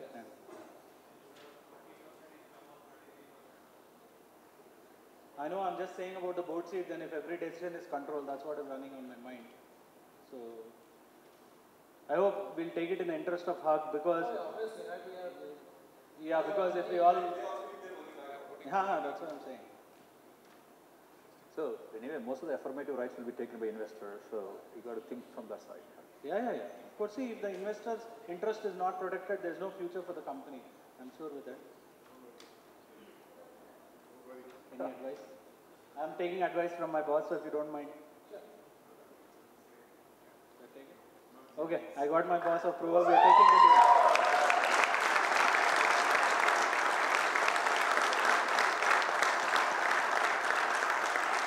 Thank you. Thank you. Thank you. Thank you. Thank you. So we just closed with a $5 million deal. So that is a $1 billion deal. Kishore, congratulations. Raj, congratulations. Anybody who wants to come in, Shashi, you still have some opportunity. Right. So I'll in the interest of time again and again, I think they're already far behind. I'll let Shashi come on the board and take the presentation forward, please. I know you have a hard task to meet, but then please. Yeah, good afternoon. I mean, he told me that it's supposed to be a seed round. It's angel funding and suddenly shifted to Now you Series change A. your mind to pitch for Series A now? Sorry? You change your mind to pitch for Series A? No, I don't think I can now because I don't know how far I will raise. So I just want to keep my, I mean, we want to show traction, just taking money doesn't make sense. So, okay, should I control or? Okay, so the ask is we are actually looking for 500K and we are probably the youngest in all the startups who have pitched actually. I started this in November, we registered in Feb and here we are with the first ask. We're actually trying to build a global company. Okay. So just to scan the environment a little bit as to what is happening, you could have seen that this was like a early telephone exchange where lots and lots of people used to work and people used to connect. If you call, then the first thing is that they take the call and then they actually connect you to the next person, right? And suddenly then we had automated switches and then we had a dialer and then suddenly that whole pitch has changed, right? And we are actually, all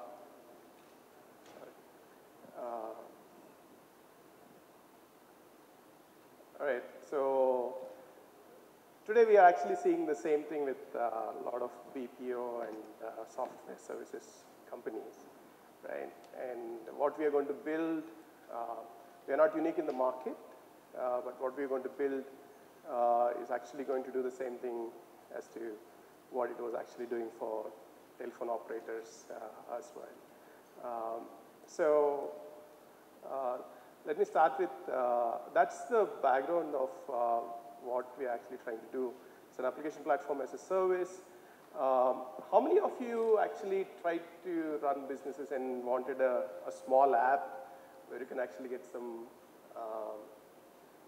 data or information and your IT guys never deliver? Right? I've been there. Right? most of the guys actually, I mean, 20 years, we've been in the technology industries, we worked in services companies, we worked in product companies. One day I went to, I was actually an architect, and later on I moved to a management role.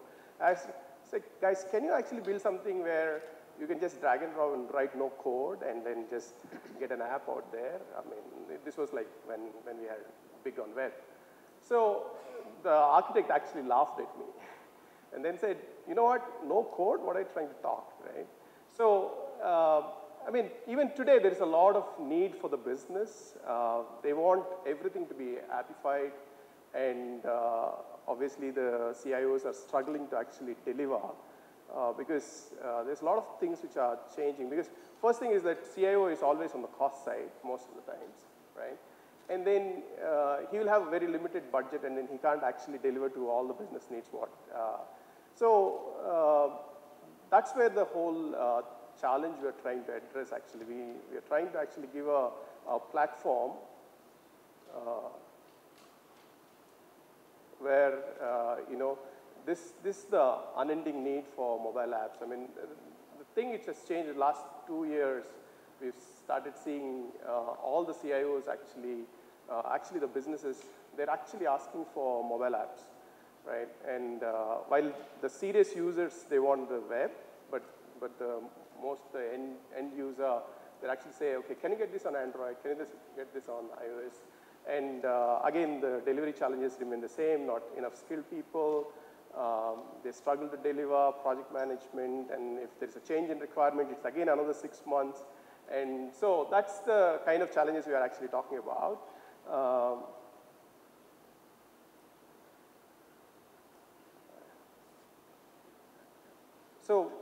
We at Voltus Wave actually are democratizing the application and enabling the business users to be able to build your own app actually. So with a simple drag and drop, you should be able to actually create your apps, and it should run both on the web and on the mobile, right? And it should be easy to actually go back and control the level of access for people, at the same time actually building it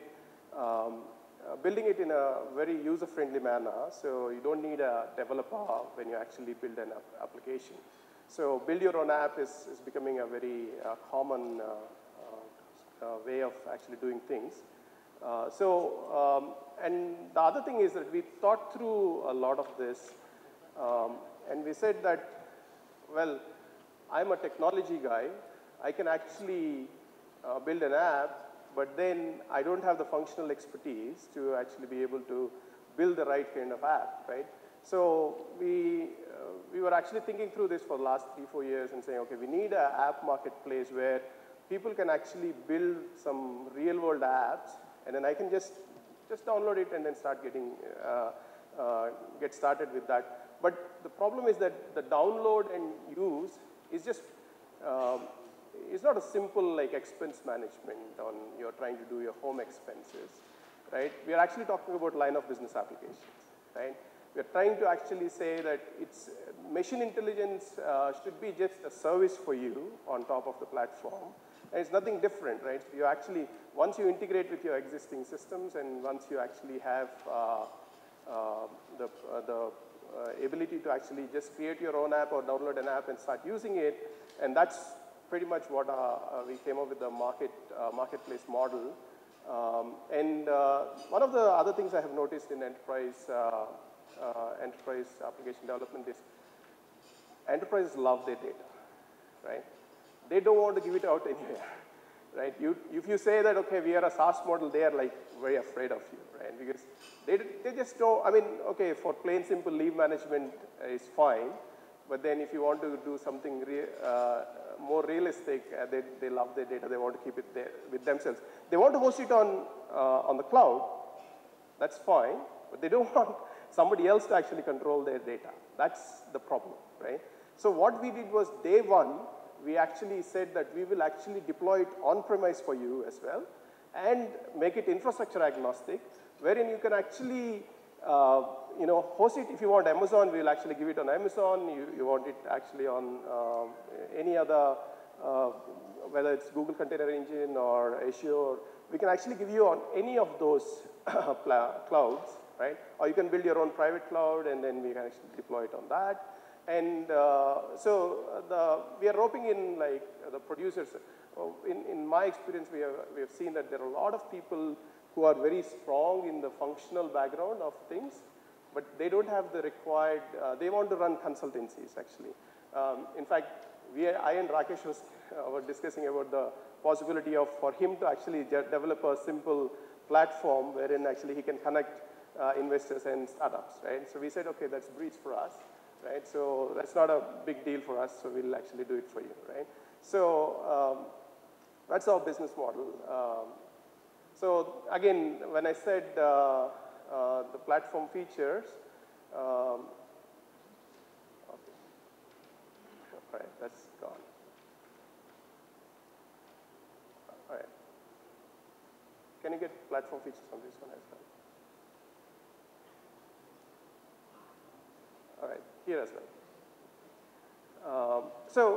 Again, the kind of features we are building, it's very complex normally to actually manage and get some of these functionality, like a workflow engine, where you can do your own analytics, get machine learning, all of this. So we could actually do a lot of these things by actually getting into a polyglot persistence layer. And on the front side, we actually have a push notifications. So, I mean, we are writing it fresh, so we actually had all the experience in the world to actually study these enterprises and then see what they need. And then we are actually going ahead and writing it now. So we have a lot of advantage, and we are actually architecting it more for actually the human. It's not the data entry coming from the humans, which is actually we are worried about. It's actually the data which is coming from the IoT platform, which actually we are worried about, because that's like Firo's data, right? Get that IoT data, then ability to actually go ahead and analyze that data and then give back the predictive analytics or prescriptive analytics based on the machine learning algorithms you have. Okay, that's what we are actually trying to build, right? And it's clearly a global market, right? If you look at any enterprise, you actually can see like 3 types of systems. One is the systems of record, right? The second one is systems of differentiation, and the third one is systems of innovation. While systems of record, a lot of people already have built good packages, right? You take about an SAP or an Oracle or some of these guys, they've already done that. Yeah, I'll just take 1 minute and then close it up. So we actually are targeting the systems of differentiation and systems of innovation, where the pace of actually change in the application is quite huge, right? Because they themselves kind of get it, not really sure that, okay, let me get this something out and then I'll change it. So that's where the platform is actually targeted.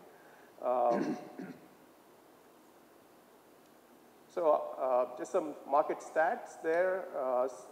The PaaS market is actually growing at 32% CAGR. They seem to be in a hurry, so it may want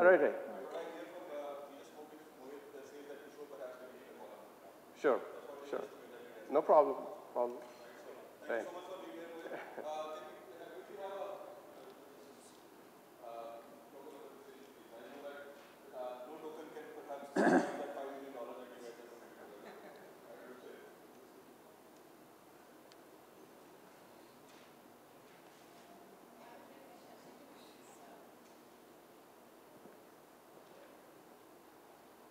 No problem.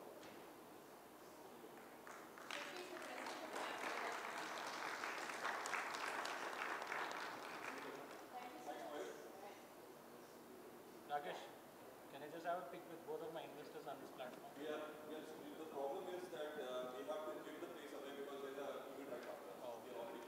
So I would just thanks for allowing us to get an opportunity for investing in the company, and I look forward to have such events again, so that we get again some good startups. Yes. All right. Thank you very much, everybody. Thank you.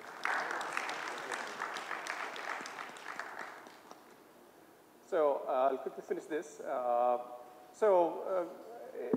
The market, I mean, nobody can really say the market size, but essentially we are actually looking at 11 billion market in the next 2 years or so.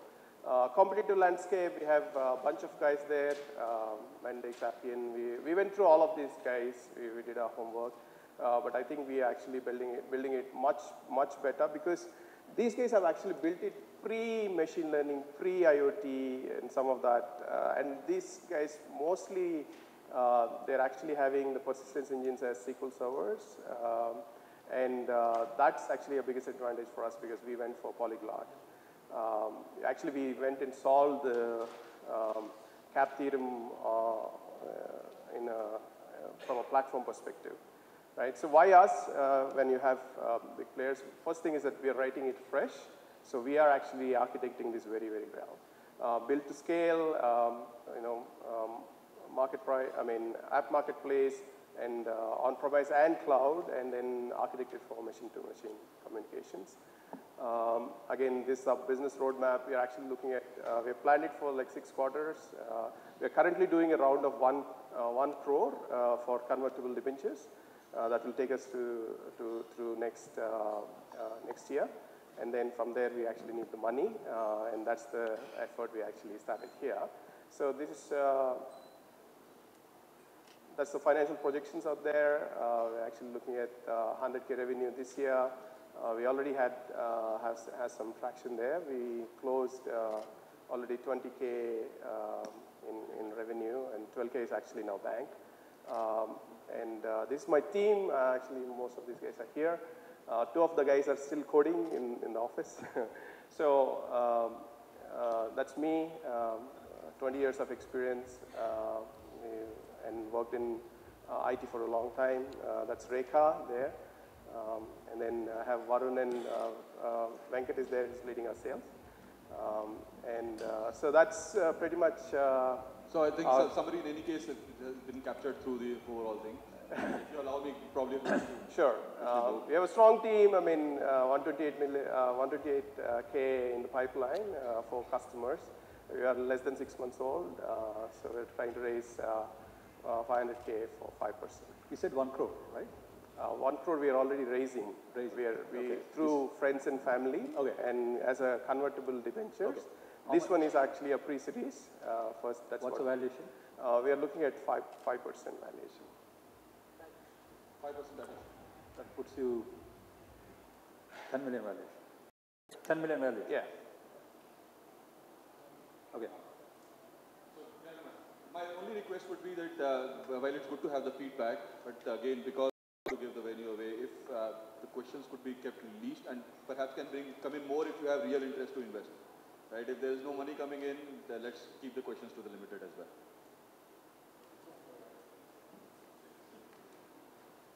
Yeah, in the interest of time. So this is really, really early for a company at this stage. It's really early for us. It will not make it through our first round. I guess that's there for that. I think this area is very crowded, and then, I couldn't understand the value proposition actually. So I'm out. All right. So I was not able to understand the differentiation, what they're trying to do in the presentation, to be honest, right? So from the lot of ERPs and then, quite a few products out there, right? I mean, all the big boys are doing some products out there as well, right?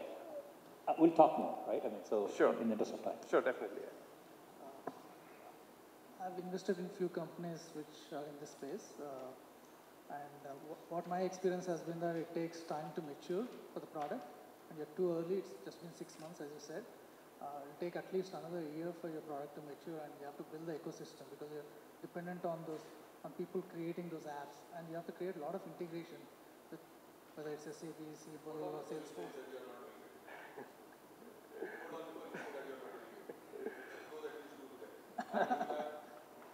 I'm giving him very good feedback. I think it's very valuable. And based on what you said, you don't need the money now. You said you we are 1 crore. good till March actually because we wanted to start the. So what I would say is, come back in December or January. Right. Okay, and hopefully you'll have those clients Right. And also the product would mature and you would have built all those pipes with all the integrations. Sure. And then I think then you'll have a very strong proposition to talk So, to us.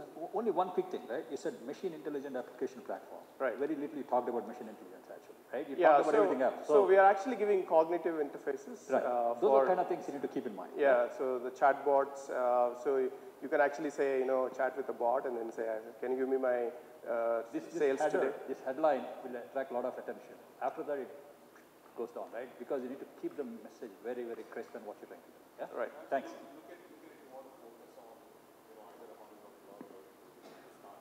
Right. Yeah. Thank you.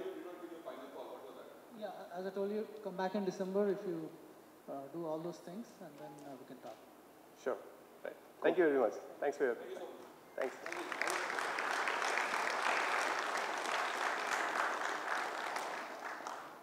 Right, so I think that's been exciting. Real apologies to Kashif for the end, because of the real reason that we have to give the venue back to them, and there's another event which is supposed to happen right after us. We are already prepared. But then obviously, before we end, I would like to thank all of you to be here. I would really like to thank the Guardians here today for spending all the time, giving real feedback and some real money as well. I believe that this is the benchmark for us. We have been able to raise about $5 million. We're not able to raise it.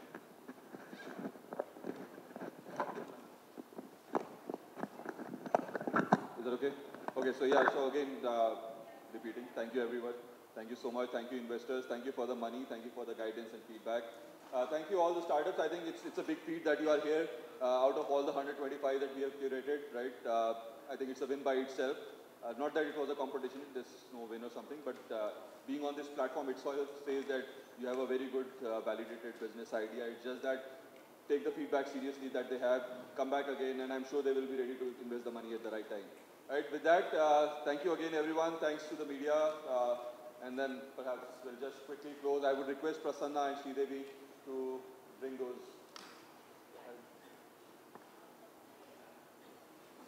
Thank you one and all, thank you press, thank you all the charter members.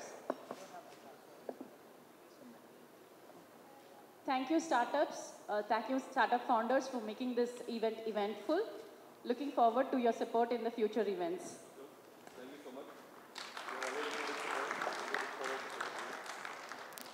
Request, there's an event here at 7 o'clock. I would request all of you just to come outside and the hotel people will do their due diligence or whatever they want to do here. Thank you one and all. Thank you Rasta Films. Thank you Traditions. Obviously thank you Park Hyatt. Hi Sashi. Sorry.